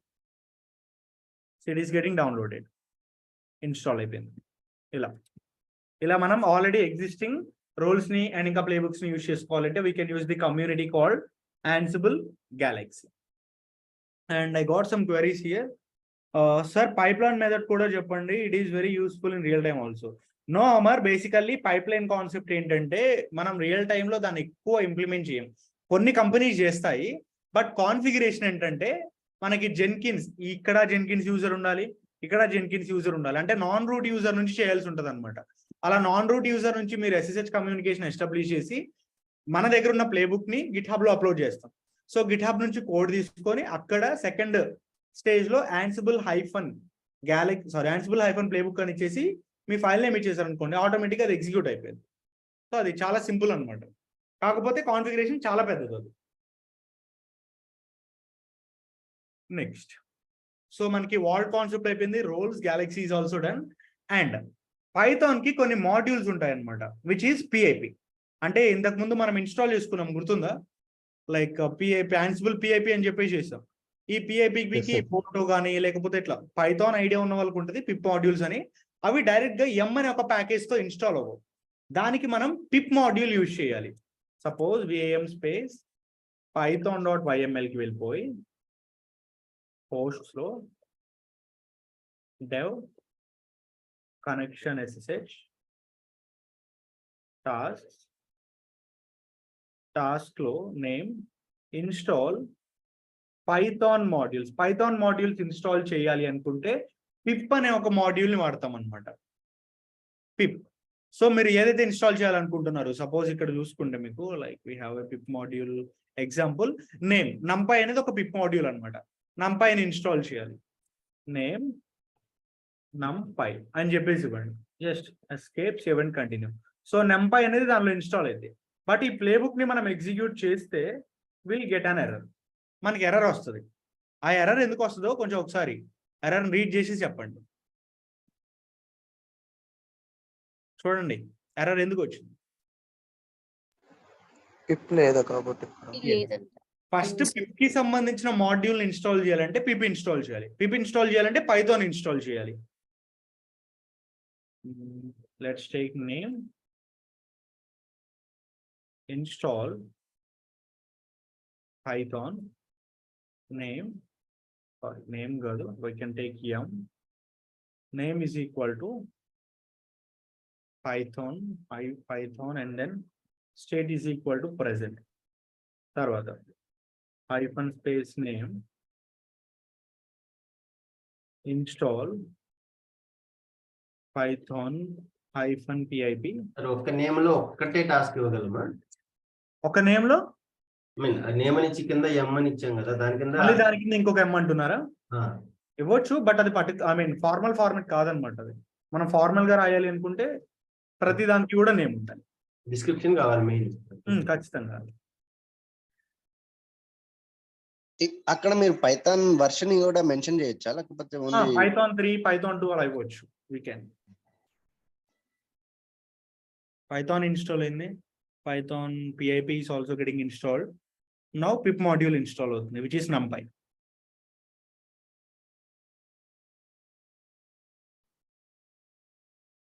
డన్.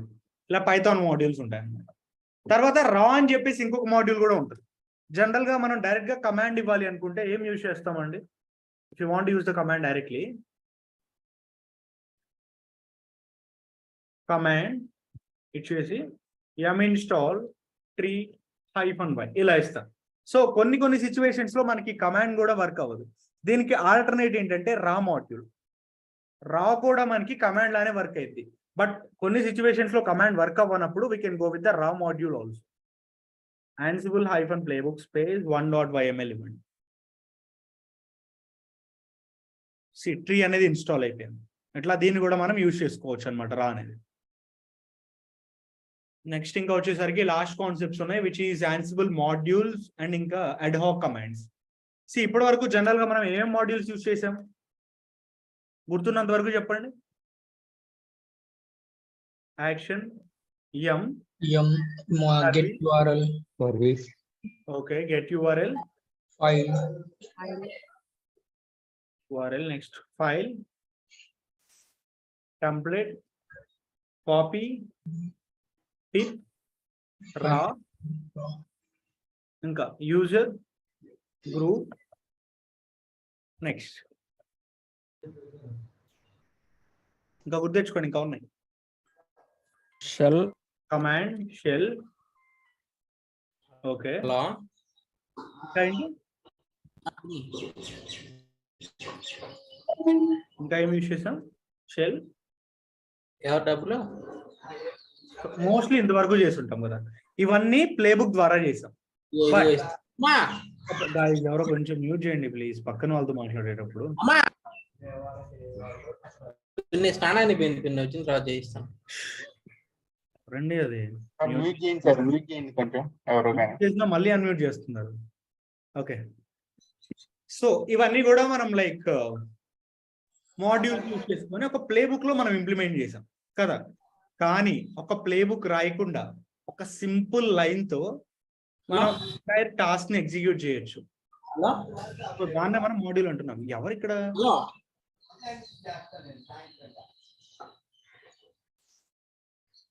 నిమిషం ఆగండి, అందరినీ మ్యూట్ చేసేస్తున్నా. అసలు డిస్టర్బ్ ఉంది, మ్యూట్ చేయండి సార్ ఎవరు. చేసేసాం. Yeah, now it's cool. ఇవన్నీ కూడా మనం ఇప్పటి వరకు ప్లేబుక్ లో మెన్షన్ చేసాం. అసలు ప్లేబుక్ తో సంబంధం లేకుండా ఒక సింపుల్ లైన్ తో మనం ఏ టూల్ అయినా ఇన్స్టాల్ చేయొచ్చు, అప్డేట్ చేయొచ్చు, అన్ఇన్స్టాల్ కూడా చేయొచ్చు విత్ సింగిల్ లైన్. దాన్ని మనం యాన్సిబుల్ మాడ్యూల్ అని చెప్పేసి అంటాం. So that doesn't need any ప్లేబుక్స్ తో సంబంధం లేదనమాట. కాకపోతే దీనికి ఒక సింటాక్స్ ఉంటుంది. సో ఫస్ట్ ఆ సింటాక్స్ తెలుసుకొని ఆ సింటాక్స్ ద్వారా మనం మాడ్యూల్స్ ఎలా రాయాలో తెలుసుకుందాం. So first let's write the syntax here. Ansible first syntax Ansible అని చేసి ఆ తర్వాత గ్రూప్ నేమ్ మనం డెవ్ ఆప్స్ టెస్ట్ ఇలా తీసుకుంటాం కదా, ఆ గ్రూప్ నేమ్ ఇస్తాం. తర్వాత మనం బికమ్ ఎస్ అని చెప్పేసి మెన్షన్ చేస్తాం కదా, దానికి -b అంటే బికమ్ ఎస్ అని మీనింగ్. తర్వాత -m అని ఇచ్చేసి మాడ్యూల్ నేమ్. మీరు ఎం తీసుకుంటున్నారా, యాక్షన్ తీసుకుంటున్నారా, లేకపోతే కాపీ తీసుకుంటున్నారా అని చెప్పేసి డిఫైన్ చేస్తాం. -m module. నెక్స్ట్ తర్వాత -a అని ఆర్గ్యుమెంట్ ని పాస్ చేయాలి.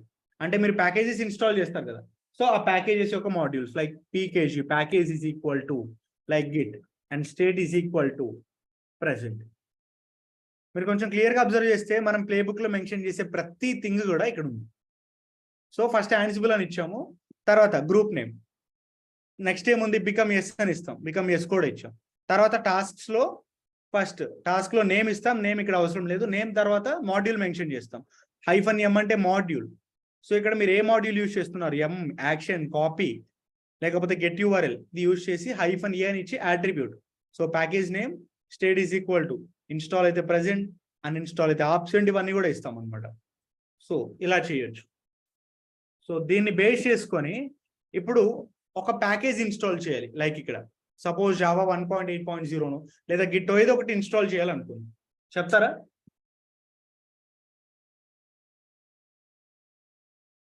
చెప్పండి. ఒక నిమిషం ఆగండి, ఇది మళ్ళీ ఇస్తాను. ఓకే, ఇది పోయినట్లుంది. సరే నేనే చెప్తాను. యాన్సిబుల్ తర్వాత group name dev, next -b అంటే become, -m module, module use చేసుకుంటున్నాం. తర్వాత -a అంటే argument.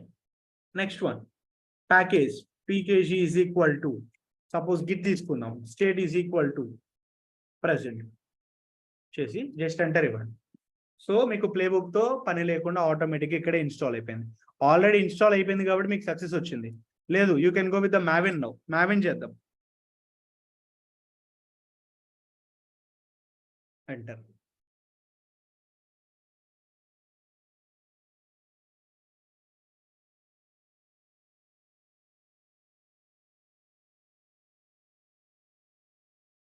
So Maven is getting installed here. Maven install అయిపోయింది, చెక్ చేయండి వెళ్ళి. mvn స్పేస్ -b ఇన్స్టాల్ అయిపోయిందా, అండ్ 1.8.0 ఉంది. ఇంతకుముందు ఆల్రెడీ ఇన్స్టాల్ చేశాం కాబట్టి అసోసియేట్ అయిపోయింది డైరెక్ట్. సో ఇది యాన్సిబుల్ మాడ్యూల్స్. నెక్స్ట్ ఇంకొక మాడ్యూల్ యూజ్ చేసుకుందాం. If you want to use copy module, ఇక్కడ ఒక ఫైల్ ఉందండి 1.yml అని. ఈ ఫైల్ ఇప్పుడు ఈ సర్వర్ కి పంపించాలి. కాపీ మాడ్యూల్ యూజ్ చేసుకొని యాన్సిబుల్, తర్వాత Ansible group name dev, next -b become S, తర్వాత -a మాడ్యూల్. ఏ మాడ్యూల్ వాడుతున్నాం, కాపీ మాడ్యూల్ వాడుతున్నాం. So copy -a arguments pass చేస్తాం. జనరల్గా కాపీలో మనకి ఏముంటాయి, సోర్స్ అండ్ ఇంకా డెస్టినేషన్, అంతే కదా. So source is equal to 1.yml. So మన ఫైల్ ఇక్కడే ఉంది. Next destination space destination is equal to, so root డైరెక్టరీలోకి వెళ్ళాలి అంటే /root. Just keep enter now. So copy అయిపోయింది, వెళ్ళి చూడండి ఇక్కడ రూట్ డైరెక్టరీలో. See there is a 1.yml in slave server. Slave server లో 1.yml వచ్చేసింది అనమాట. లేదు ఇంకొక ఫైల్ ని కాపీ చేద్దాం అనుకుంటున్నారా, you can go with hello. Hello అనే ఒక ఫైల్, సేమ్ ఇదే సింటాక్స్ లో హలో అని చెప్పేసి ఇద్దాం. కాపీ అయిపోయింది and you can go and see here hello is also there. ఇలా. సో ఇవి యాన్సిబుల్ మాడ్యూల్స్ అనమాట. నెక్స్ట్ అడ్హాక్ కమాండ్స్ ఉంటాయి. అడ్హాక్ కమాండ్స్ అంటే ఆల్రెడీ మనం ఇంతకు ముందు యాన్సిబుల్ ఆల్ -m పింగ్ అని ఇచ్చాం, గుర్తుందా? ఇదేంటంటే అడ్హాక్ మాడ్యూల్. సో సేమ్ మీకు మాడ్యూల్స్ ఎలా వర్క్ అవుతాయో అడ్హాక్ కమాండ్స్ కూడా అలానే వర్క్ అవుతాయి.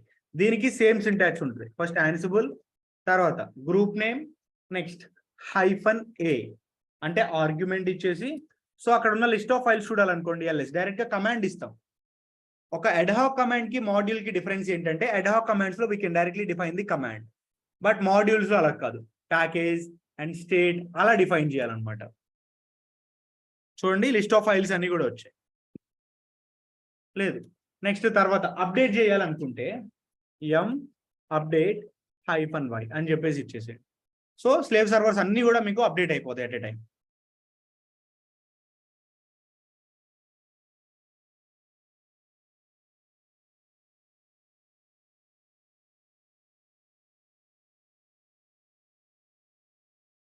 ఎంత టైం తీసుకుంది? Yeah, it's done. So updates అన్ని కూడా అయిపోయాయి. ఇలా సింగిల్ కమాండ్ తో, సింగిల్ లైన్ తో మనం స్లేవ్ సర్వర్స్ అన్నిటిని కూడా అప్డేట్ చేయొచ్చు. ఇవి మాడ్యూల్స్ అండ్ ఇంకా అడ్హాక్ కమాండ్స్. మాడ్యూల్స్ అయితేనేమో ప్యాకేజ్ నేమ్ స్టేట్ మెన్షన్ చేస్తాం, అడ్హాక్ కమాండ్స్ అయితే డైరెక్ట్ గా కమాండ్ మెన్షన్ చేస్తాం అనమాట. అది రెండింటికి డిఫరెన్స్. అండ్ ఇక లాస్ట్ కాన్సెప్ట్ ఒకటి ఉందండి, అదొకటి చెప్పుకొని we can wrap up the session for today, which is debug. General గా డీబగ్ అంటే ఏంటి? What is the meaning of debug?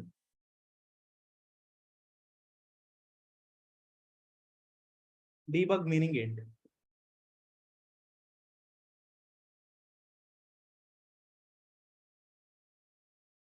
Can you please ping on the chat box? What does mean? Find the solution. Yes. Find out the solution. So ఏదైనా ఒక error వచ్చినప్పుడు ఆ ఎర్రర్ని ఎలా resolve చేస్తాం అని చెప్పేసి తెలుసుకుంటాం. ఫస్ట్ ఎర్రర్ వస్తే ఆ ఎర్రర్ని మనం అనాలిసిస్ చేయాలి కదా, అంటే ఆ ఎర్రర్ని చూడాలి కదా. So in that situation we are going to use this debug. So VIM space ఒక ఫైల్ నేమ్ లైక్ mustafa.yml అని చెప్పేసి ఒక ఫైల్ క్రియేట్ చేస్తున్నాం. YML. Go to insert mode, -hyphen space hosts లో dev, next connection SSH and tasks -space name install something git install అయ్యి తర్వాత name is equal to git and then state is equal to present. ఇలా ఇస్తాం. తర్వాత Git install అయినట్లు నాకు ఒక message కూడా రావాలి ఇక్కడ. సో దానికి మనం డీబగ్ వాడతాం అనమాట. డీబగ్ ఇచ్చేసి, సో దీనిలో నేను ఒక మెసేజ్ ని ప్రింట్ చేస్తున్నా. మెసేజ్. సో మెసేజ్ ఏమని రావాలి? You install Git in slave server. ఇలా ఒక మెసేజ్ ప్రింట్ అవ్వాలి. దానికి డీబగ్ అనే ఒక మాడ్యూల్ వాడతాం. సో ఇప్పుడు దీన్ని ఒకసారి ఎగ్జిక్యూట్ చేయండి. Let's see what will happen. Git already install అయిపోయింది. సో మెసేజ్ ఏం ప్రింట్ అయింది? You installed git in slave server. ఇలా మనకి మెసేజెస్ ఎలా ప్రింట్ అవుతాయంటే త్రూ డీబగ్ ద్వారా ప్రింట్ అవుతాయి అన్నమాట. అయితే ఈ డీబగ్ అనే ఒక మెసేజ్ మనం ఎటువంటి సిచ్యువేషన్ లో వాడతాం? సపోజ్ స్లేవ్ సర్వర్ ఉందండి. స్లేవ్ సర్వర్ లో మనం ఏ టైప్ ఆఫ్ ఆపరేటింగ్ సిస్టమ్ వాడుతున్నామో తెలుసుకోవాలనుకుంటున్నాం. I want to get which operating system we're going to use in slave server. So దానికి ఒక ప్రీ డిఫైన్డ్ వేరియబుల్ ఉంటుంది. ఏంటది?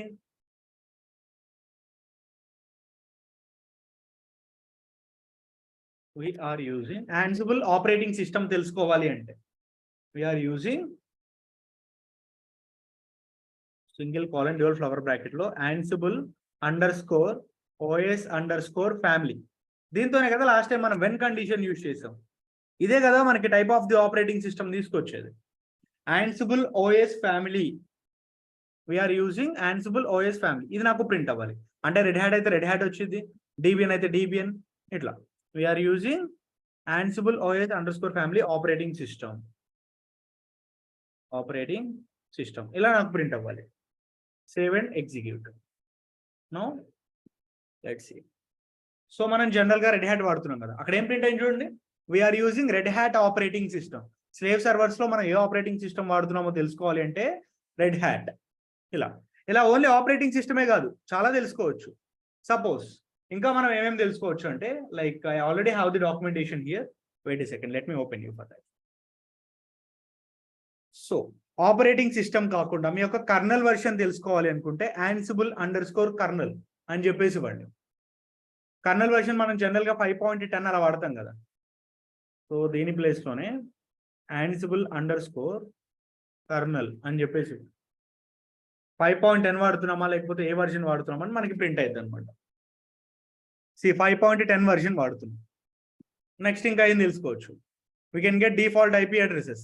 అదేవిధంగా Ansible ప్రాసెసర్స్ 64 బిటా 32 బిటా అండ్ Ansible డివైజెస్ మనం ఏ సర్వర్స్ తో కనెక్ట్ అయ్యాం. నెక్స్ట్ Ansible ఆర్కిటెక్చర్స్, ఇవన్నీ కూడా మనం తెలుసుకోవచ్చు. ఇవన్నీ కూడా ప్రీ డిఫైన్ థింగ్స్ అనమాట. సో ఇవి యూజ్ చేసుకొని డైరెక్ట్ గా మనం తెలుసుకోవచ్చు. ఇది మీకు యాన్సిబుల్ సెటప్ మాడ్యూల్స్ అండ్ ఇంకా Ansible debug. Hope you guys are understand. So దీనిలో ఇంకా కొన్ని మల్టిపుల్ ఎగ్జాంపుల్స్ ఉన్నాయి. మనం ఎంత మెమరీ యూజ్ చేసుకున్నాము ఏంటి అని చెప్పేసి కూడా తెలుసుకోవచ్చు. సపోజ్ మీ స్లేవ్ సర్వర్లో ఇప్పటి వరకు మనం ఎంత మెమరీ కన్జ్యూమ్ చేసుకున్నామో తెలుసుకోవాలి అనుకుంటే ansible_memory_mb.real అని చెప్పేసి ఇస్తాం. సో దీన్ని ప్రాక్టికల్ గా చేసి చూపిస్తాను. 1 second ప్లీజ్.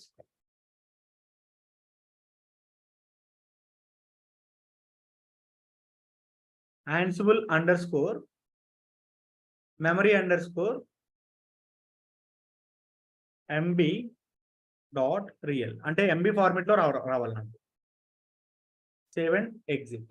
సో ఒకసారి దీన్ని ఎగ్జిక్యూట్ చేస్తే మనం ఎంత మెమరీ కన్జ్యూమ్ చేసుకున్నామో ఇక్కడ తెలిసింది. చూడండి, ఓవరాల్ గా మనకి 952 GB ఉంది. అంటే 1 GB ఆఫ్ CPU తీసుకున్నాం కదా, దానిలో ఫ్రీ 239, 713 వరకు యూజ్ చేసుకున్నామంట. నెక్స్ట్, సో ఇదే నాకు ఓన్లీ యూజ్డ్ మెమరీ వరకు కావాలి అనుకుంటా. అంటే ఇక్కడ మనకి చాలా టైప్స్ ఆఫ్ మెమరీస్ వచ్చినాయి. టోటల్ ఉంది, ఫ్రీ ఉంది, యూజ్డ్ ఉంది. ఓన్లీ యూజ్డ్ వరకు కావాలి అనుకుంటే డాట్ యూజ్డ్ అని చెప్పేసి ఇవ్వండి లాస్ట్ లో, రియల్ తర్వాత.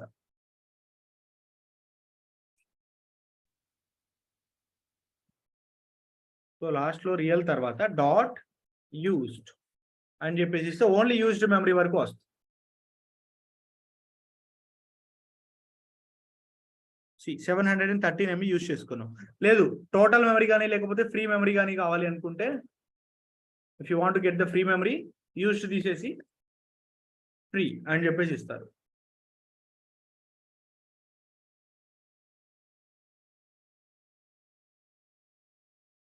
See, 239. And so I got some queries here. Sir, Ansible tower means basically మీకు ఇచ్చిన సిలబస్ లో ప్రతి టాపిక్ కవర్ చేసాము. అండ్ ఇంకా అక్కడ కవర్ చేయండి ఏంటంటే అది యాన్సిబుల్ టవర్. అది అసలు బేసికల్లీ సిలబస్ లో లేదు. నేను ఒక 2 months బ్యాక్ శ్రీనివాస్ గారికి చెప్పాను అది తీసేయమని. Maybe I think he forgot.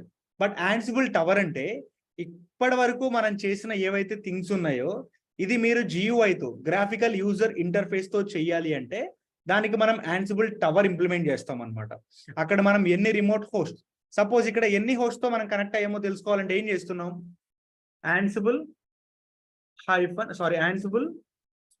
all ansible space -host ansible hosts -list -hosts అని చెప్పేసి ఇస్తాం. ఇలా ఇస్తే మనకి లిస్ట్ ఆఫ్ హోస్ట్స్ అన్ని వస్తాయి కదా. లేదు మనకి ఎన్ని సక్సెస్ ఉన్నాయి, ఎన్ని అన్రీచబుల్ స్టేట్ లో ఉన్నాయి, ఇవన్నీ తెలుసుకోవాలంటే ప్రతిదీ కూడా మనం కమాండ్ ద్వారానే కదా పర్ఫామ్ చేస్తున్నాం. కమాండ్ ద్వారానేనా? ఇలా కమాండ్ ద్వారా కాకుండా మీకు ఒక GUI ఉంటుంది అనమాట. సో మనం ఎన్ని స్లేవ్ సర్వర్స్ కనెక్ట్ చేసుకున్నాం, వాటి యొక్క IP అడ్రసెస్ ఏంటి, దానిలో రీచబుల్ ఎన్ని ఉన్నాయి, అన్రీచబుల్ ఎలా ఉన్నాయి, ఇది మొత్తం మీకు ఒక GUI లో కావాలి అంటే దానికి యాన్సిబుల్ టవర్ వాడాలన్నమాట. అయితే దాన్ని మనం అసలు సిలబస్ లో నుంచి ఎందుకు రిమూవ్ చేసాము అంటే because that is not free. అది ఫ్రీ వర్జన్ కాదనమాట, paid version.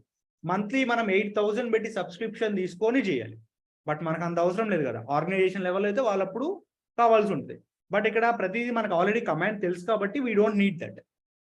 Next, devices execute చేయండి sir. Okay Kiran, so let's execute devices.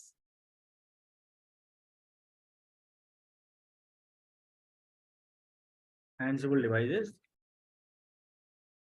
Sorry.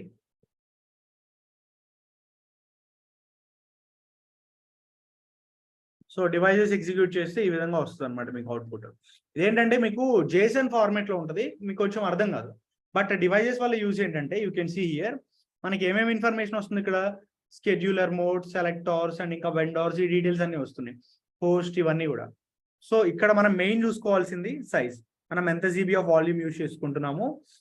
And mostly మనం దీనికోసం యూజ్ చేస్తాం అంతే. And one more query like how to copy the output in file. అర్థం కాలేదురా మీరు అడిగింది. సార్ ansible.cfgని ఎడిట్ చేస్తే ఓన్లీ రీడ్ యాక్సిస్ అని ఎర్రర్ వస్తుంది. అది మీరు ఏ యూజర్ నుంచి చేస్తున్నారు రేవంత్? రూట్ యూజర్ నుంచి చేస్తున్నారా లేకపోతే Ansible యూజర్ నుంచి చేస్తున్నారా? రూట్ యూజర్ నుంచి మీరు ఎడిట్ చేయాల్సి ఉంటుంది అనమాట. మీ అందరికీ అన్మ్యూట్ యాక్సెస్ ఉంది. మీకు ఎంటైర్ Ansible కాన్సెప్ట్ లో ఏదైనా డౌట్ ఉంటే అడగొచ్చు. సో ఇంతటితో మనకి Ansible కాన్సెప్ట్ కంప్లీట్ అయిపోయింది. యా, రూట్ యూజర్ నుంచి ఎడిట్ చేశాను సార్. ఓకే, మీరు ఒకసారి స్క్రీన్ షేర్ చేయండి, నేను చూస్తాను. మేబీ యాక్చువల్లీ అవి టర్మినేట్ చేసేసాను. ఒకసారి మళ్ళీ ట్రై చేస్తాను సార్, చేసి ఒక ఖచ్చితంగా. ఇంకా ఎనీ వరకు varies from any side. And ఎవరు లెఫ్ట్ అవ్వద్దు, there is an important like announcement. So general గా మనకి క్లాస్ స్టార్టింగ్ లో చెప్పుకుంది 7 నుంచి 8:30కి కదా, దాన్ని కొంచెం ఒక 10 minutes ముందు కంప్లీట్ చేద్దాం అనుకుంటున్నాం, విచ్ ఈస్ 8:20. సో రేపటి నుంచి డాకర్ స్టార్ట్ అయింది. యూజువల్లీ మనకి 1 hour క్లాస్ ఉంటుంది అండ్ డిస్కషన్స్ కి మనకు ఒక 20 minutes సరిపోయిద్దా? Is that okay to you? 8:20కి మనం క్లాస్ ఎండ్ చేయొచ్చా? మీ అందరికీ ఓకే అనుకుంటే then we can end the session by 8:20. ఎవరికి ఎటువంటి ప్రాబ్లం లేదనుకుంటే. సో ఇది నేను టెలిగ్రామ్ లో కూడా ఒకసారి పోస్ట్ చేస్తాను, పోల్ ఇస్తాను. జస్ట్ మీ యొక్క ఒపీనియన్ ఇవ్వండి, ఎస్ అయితే ఎస్, లేదు అంటే నో అని చెప్పేసి. ఓకేనా? So what I next topic. So next topic వచ్చేసరికి డాకర్. యాన్సిబుల్ కాన్సెప్ట్ మొత్తం అయిపోయిందేనా? యాన్సిబుల్ కాన్సెప్ట్ అయిపోయిందండి.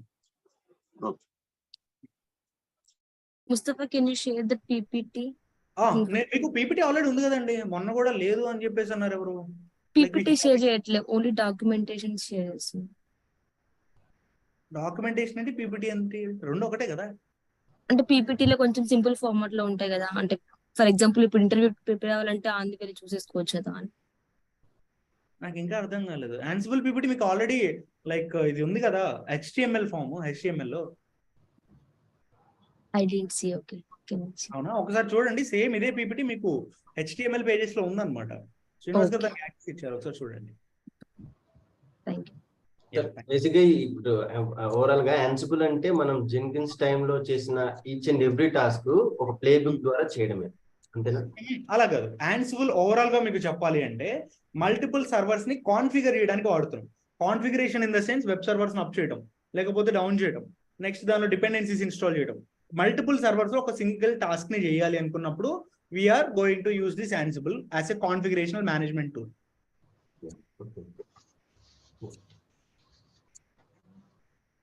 Simply use the term in automation. Yes, it is an automation purpose. మనం ఇక్కడ వాడే ప్రతిదీ కూడా ఆటోమేషన్ అనమాట. జెన్కిన్స్ ఆటోమేషన్ పర్పసే, అండ్ ఇంకా యాన్సిబుల్ ఆటోమేషన్, డాకర్ కూడా automation పర్పసే. You are using the Terraforms also in automation. Yeah, Terraform is also for the automation purpose.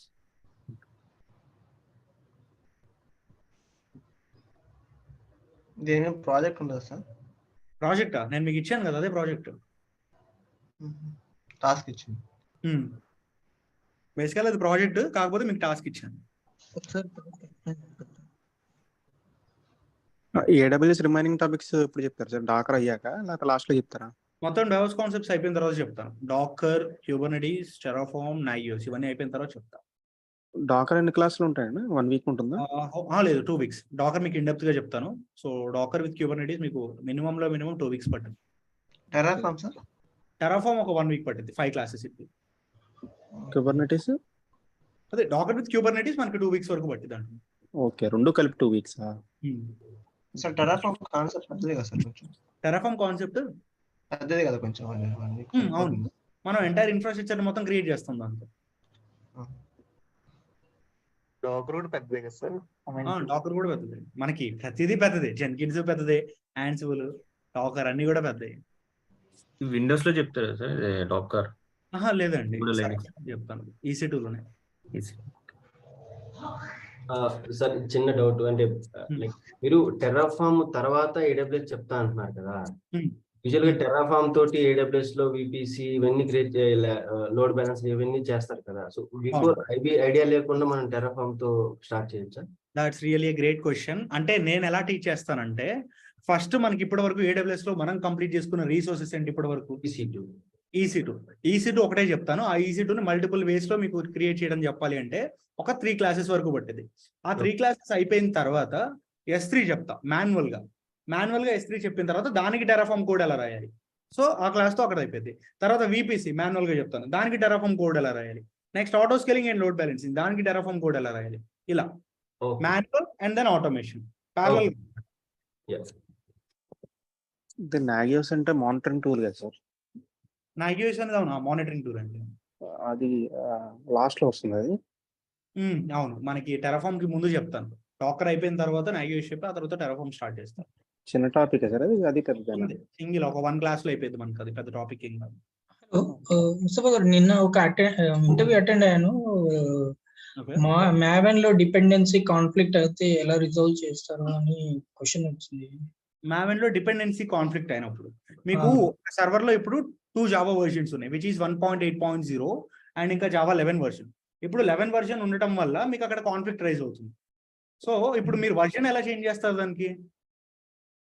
pom.xml లో వెళ్ళి నో అక్కడ అవసరం లేదు. అప్డేట్ -alternatives -config అని ఇచ్చేసి సో జావా అని ఇచ్చేసారు అనుకోండి, మీకు 2 వర్షన్స్ వస్తాయి. అక్కడ ప్లస్ సింబల్ దేనికైతే ఉంటుందో సో దాన్ని మనం సెలెక్ట్ చేసుకున్నాం అనుకోండి, లైక్ 1.8.0 సెలెక్ట్ చేసుకోండి, దానికి 2 అనే నెంబర్ ఉంటే 2 అని ఇచ్చేసి ఎంటర్ ఇస్తే అది మీకు రన్నింగ్ లో వస్తుంది. సో ఆ ఇష్యూ మనకి రిజాల్వ్ అయిపోయింది అనమాట.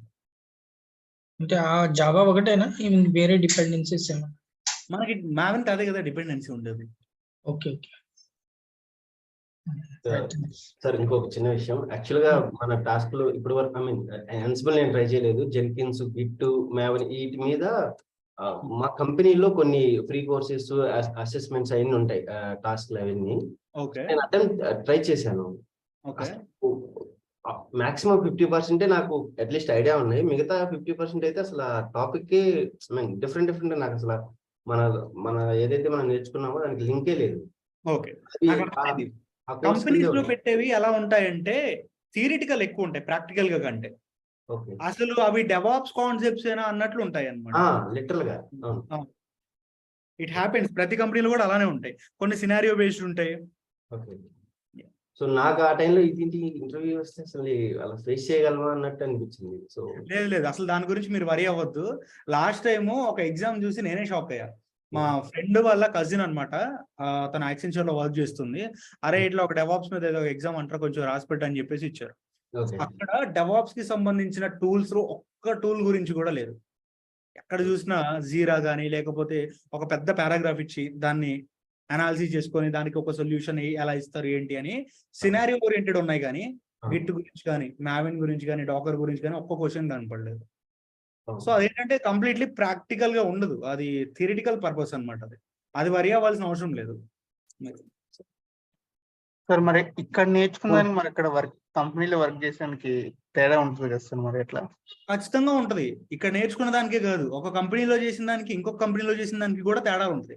సపోజ్ నేను మా కంపెనీలో జెన్కిన్స్ మీద వర్క్ చేస్తాను అనుకుందాం, మేము ఒక టైప్ ఆఫ్ స్ట్రాటజీ ఫాలో అవుతాం. ఇంకో కంపెనీకి వెళ్ళాను అనుకో, అక్కడ ఖచ్చితంగా డిఫరెంట్, వాళ్ళు వేరే స్ట్రాటజీస్ ఫాలో అవుతారు అనమాట. వాళ్ళు అక్కడ జెన్కిన్సే వాడాలని లేదు, వేరే ఏ టూల్ అయినా వాడచ్చు. సో మీరు ఏంటంటే ప్రాజెక్ట్ టు ప్రాజెక్ట్ మారేటప్పుడు ఖచ్చితంగా మీకు కేటీ ఇస్తారు. మీరు ఎన్ని ఇయర్స్ ఎక్స్పీరియన్స్ అయినా పెట్టుకొని వెళ్ళండి ఒక టూల్ మీద, ఖచ్చితంగా ఒక ప్రాజెక్ట్ లో మీరు తీసుకునే ముందు కేటీ ఇస్తారు. ఆ కేటీ మీకు అర్థం కావాలంటే ఇది చెప్పిందంతా నేర్చుకుంటే సరిపోయింది అన్నమాట. కేటీ అంటే ఏంటి సార్? మనకి ప్రాజెక్ట్ కి ముందు ఇచ్చే ట్రైనింగ్ అండి. Training, okay okay, knowledge transfer. Mustafa గారు, మీరు రియల్ టైం లాగా విజువల్ స్టూడియో యూజ్ చేసి కోడ్ ఎడిట్ చేయడం అలాంటిది కూడా ఏమైనా చెప్తారా? విజువల్ స్టూడియో ఇన్స్టాల్ చేయొచ్చు, కానీ నా సిస్టమ్ లో అవి సపోర్ట్ చేయవు అలాంటి టూల్స్ అనేవి. నార్మల్ రియల్ టైమ్ లో యూజ్ అవుతుంది కదా, సో అంటే అది డెవలపర్స్ కదండి, ఎక్కువ కోడ్ అప్లికేషన్ కోడ్ చేయడానికి అంటే మనం కూడా వాడతాము వాటికి వీటికి, బట్ కాకపోతే సపోర్ట్ చేయట్లేదు కాబట్టి నేను ఎప్పుడు చేయలేదు అనమాట. పక్కన వాళ్ళతో మాట్లాడేటప్పుడు కొంచెం మ్యూట్ చేయండి ప్లీజ్. తర్వాత వీడియో చూసినప్పుడు మీకే కొంచెం ఎంబారసింగ్ అనిపించింది. సార్ చెప్పండి శశాంక్. సార్ ఇప్పుడు రియల్ టైమ్ లో ఒక 100 సర్వర్లు ఉన్నాయి. 100 సర్వర్లో ఫర్ ఎగ్జాంపుల్ మనం టామ్ క్యాట్ కానీ నెక్సెస్ కానీ ఇన్స్టాల్ చేయాలనుకోండి, ఆ 100 సర్వర్లు 100 సర్వర్స్ లో నెక్సెస్ ఇన్స్టాల్ చేయం, మనకు ఒకటే నెక్సెస్ సర్వర్ ఉంటుంది, టామ్ క్యాట్ చేస్తాం. టామ్ క్యాట్ చేసినప్పుడు వాటి యొక్క ప్రైవేట్ ఐపీ తీసుకొచ్చి ఇక్కడ డెవలప్ చేస్తామా? మన Ansible సర్వర్ ఖచ్చితంగా కాన్ఫిగర్ చేయాల్సిందే. సార్ 100 సర్వర్ ఒక ఐపీ అడ్రస్ ఎలా వేస్తాం ఇందులో ఒకే సిస్టమ్ లో? ఒకళ్ళే చేయరు కదండి, మల్టిపుల్ టీమ్ మెంబర్స్ ఉంటారు. సో మల్టిపుల్ పీపుల్ వర్క్ చేస్తారు కదా. దానికి ఏంటంటే డైనమిక్ ఇన్వెంటరీ హోస్ట్, మీరు అడిగిన క్వశ్చన్ కరెక్టే, అది చాలా ప్రాబ్లం అయింది. స్టాటిక్ ఇన్వెంటరీస్ కాకుండా డైనమిక్ ఇన్వెంటరీస్ ఉంటాయి అనమాట. డైనమిక్ ఇన్వెంటరీస్ తో మనం అసలు స్లేవ్ సర్వర్స్ ని 100 సర్వర్స్ ని టచ్ చేయకుండా కూడా వాటి యొక్క ఇన్ఫర్మేషన్ గ్రాప్ చేసుకుని దానిలో టాస్క్ పర్ఫామ్ చేయొచ్చు. అది నేను మీకు ఫైనల్ ప్రాజెక్ట్ ఉంటుంది, మోనోలిథిక్ ప్రాజెక్ట్, అక్కడ చెప్తాను. సో ఇలా గ్రూప్స్ క్రియేట్ చేసి అక్కడ ఐపీ అడ్రస్ వేసేసి ఈ ప్రాసెస్ అంతా ఉండదు, ఒక సింపుల్ ట్యాగ్ తో మనం చేయొచ్చు అనమాట దాన్ని. సార్ ఇంకోటి లైక్ ఎవ్రీ టైం మనము ఆ వెబ్సైట్స్ కి వెళ్ళి డూప్లికేట్ కోసం లింక్ తెచ్చుకోవడం ఇవన్నీ చేస్తున్నాం కదా. వన్స్ అయిన తర్వాత అన్టాచ్ చేసి ఆ అన్టాచ్ చేసిన ఫైల్ ను మన గిట్ లో పెట్టుకుంటే అయిపోతుంది కదా. నాకు తెలుసు వర్షన్ ఎప్పుడైనా వాళ్ళు అప్డేట్ చేస్తే అది ప్రాబ్లం అవుతుంది, బట్ ఆ ఒక్క పాయింట్ కాకపోతే మొత్తం మనం మన గిట్ లో పెట్టేసుకుంటే అయిపోతుంది కదా. పెట్టేసుకోవచ్చు. మీరు డాక్యుమెంట్ అయినా చేసుకొని డాక్యుమెంటేషన్ లోకల్లో సేవ్ చేసుకొని అక్కడ నుంచి అయినా లింక్ తీసుకోవచ్చు. నేను అదే కదా చేస్తుంది, ప్రతిసారి jenkins.io లోపలికి వెళ్ళి లింక్స్ అక్కడ నుంచి తీసుకోవట్లా, మొత్తం కమెంట్స్ అన్ని తీసుకొచ్చి ఒక చోట కాపీ పేస్ట్ చేసుకుంటున్నాను అనమాట. ఓకే ఓకే, సో అది గుడ్ ప్రాక్టీస్ ఏనా అండి? అది గుడ్ ప్రాక్టీసే, కాకపోతే లింక్స్ అనేవి మారిపోతే అప్పుడు మీరు వెళ్ళి చెక్ చేసుకోవాలి ఎర్రర్ వచ్చినప్పుడు. సో ఎర్రర్ వచ్చింది అంటే ఫస్ట్ మనం అఫీషియల్ వెబ్సైట్ కి వెళ్ళిపోయి మనం వాడుతున్న లింక్ అక్కడున్న లింక్ ఒకటో కాదో చెక్ చేసుకోవాలి. మీరు అబ్జర్వ్ చేసినట్లయితే జెన్కిన్స్ లో కూడా కీ మారింది. ఐ థింక్ అది మీకు ఉన్నప్పుడు మారిందో లేదో నాకు తెలియలే, కానీ నేను లాస్ట్ మంత్ లో అబ్జర్వ్ చేశాను, key was changed. Okay sir ఇది మనకి ఇంటర్వ్యూ ఉంటుంది, ఫస్ట్ ఎగ్జామ్స్ ఏమి ఉంటాయి సార్ ఇంటర్వ్యూ? ఫ్రెషర్స్ కి పెడతారులే కానీ ఎక్స్పీరియన్స్ వాళ్ళకు ఉంటారు. ఫ్రెషర్స్ ఎగ్జామ్స్ ఉంటాయా అని? ఎగ్జామ్ పెట్టి ఇంటర్వ్యూ ఉంటుంది కదా? అవును, ఫస్ట్ ఎగ్జామ్ క్రాక్ చేసిన తర్వాత సెకండ్ రౌండ్ కి వాళ్ళు ఎలిజిబుల్ అనమాట. అంటే ఎగ్జామ్ అంటే డాటర్స్ ఇదే డెవలప్ మీద ఉంటుందా లేకపోతే దానికి వేరే డిపెండ్స్ ఆన్ కంపెనీ అండి. లాస్ట్ టైం ఏం చేసిందంటే ఇక్కడ ఒక కంపెనీ ఉంది ఓసీ డిజిటల్స్ అని, మా స్టూడెంట్స్ వెళ్ళారు అక్కడికి. ఫస్ట్ వెళ్ళిన తర్వాత వాళ్ళకి యాప్టిట్యూడ్ రీజనింగ్ పెట్టారు, ఎవరు క్వాలిఫై అవ్వలేదు. 2 weeks తర్వాత మళ్ళీ అదే కంపెనీ రిక్వైర్మెంట్ పెడితే అదే స్టూడెంట్స్ వెళ్ళారు. ఈసారి ఏం చేసి దాని మీద పెట్టకుండా లైనెక్స్ అను డెవాప్స్ దాని మీద పెట్టారనమాట ఎగ్జామ్. సో కంపెనీ అక్కడ డిసైడ్ చేస్తుంది అనమాట ఏ ఎగ్జామ్ పెట్టాలి ఎప్పుడు పెట్టాలి అని చెప్పేసి. కొన్ని సార్లు ఎగ్జామ్ కూడా పెట్టకుండా సెల్ఫ్ ఇంట్రడక్షన్ చెప్పడం, లేకపోతే జీడీ గ్రూప్ డిస్కషన్, లేకపోతే జామ్ టాపిక్స్ బేస్డ్ ఆన్ దీని మీద కూడా ఫస్ట్ రౌండ్ సెలెక్ట్ చేస్తారు. అంటే ఫ్రెషర్స్ పాయింట్ ఆఫ్ వ్యూలో చెప్తున్నాను నేను. మీ ఎక్స్పీరియన్స్డ్ క్యాండిడేట్స్ కి బీజీవీ ఎలా ఉంటుంది సార్? ఎక్స్పీరియన్స్ క్యాండిడేట్స్ కి బీజీబీ డిపెండ్స్ ఆన్ కంపెనీ అండి. ఇప్పుడు ఎంఎన్సీస్ లైక్ టీసీఎస్ కానీ అలాంటివి తీసుకుంటే, అంటే ఏ కంపెనీ అయినా మనకి 3 ways లో జరుగుతుంది. ఫస్ట్ వన్, మీరు పాత కంపెనీలో చేసినప్పుడు వాళ్ళకి మెయిల్ ఐడి ఇస్తారు కదా, సో వాళ్ళకి ఒక మెయిల్ చేస్తారనమాట, ఈ పర్టికులర్ క్యాండిడేట్ మా కంపెనీకి వచ్చాడు, సో మీ కంపెనీలో ఇన్ని ఇయర్స్ వర్క్ చేశానని చెప్పాడు, ఇది నిజమా కాదా, నిజంగానే వర్క్ చేశాడా లేదా అని చెప్పి చెక్ చేస్తారనమాట. వాళ్ళకి మెయిల్ పెడతారు, వాళ్ళు రిప్లై ఇచ్చారు అంటే దాన్ని ఇట్ ఈస్ జెన్యూన్. తర్వాత సెకండ్ వచ్చేసరికి మీరు బ్యాంక్ ట్రాన్సాక్షన్స్ ఇస్తారు అండ్ ఇంకా పే స్లిప్స్ ఇస్తారు. సో అవి జెన్యూన్ గా ఉన్నాయా లేదా అని చెప్పి నెట్ బ్యాంకింగ్ ఓపెన్ చేసి చూపించమని చెప్పేసి అడుగుతారు అనమాట. మీ చేతే స్క్రీన్ షేర్ చేసి నెట్ బ్యాంకింగ్ ఓపెన్ చేసి మీరు ఇచ్చిన ట్రాన్సాక్షన్స్ అక్కడ ఉన్న ట్రాన్సాక్షన్స్ రెండు ఒకటా కాదా అని చెప్పి చెక్ చేస్తాయి. అండ్ ఇంకొకటి ఫిజికల్ గా ఒక మనిషిని బ్యాంక్ కి పంపించేసి చేస్తారు అనమాట, అలా కూడా చేస్తారు. అండ్ ఫిజికల్ గా ఒక మనిషిని కంపెనీకి పంపించి ఈ పర్సన్ మీ కంపెనీలో వర్క్ చేసాడా లేదా, ఈ విధంగా కూడా బీజీవీస్ అనేవి జరుగుతాయి. ఎడ్యుకేషనల్ కి కాలేజ్కి వెళ్తారా సార్?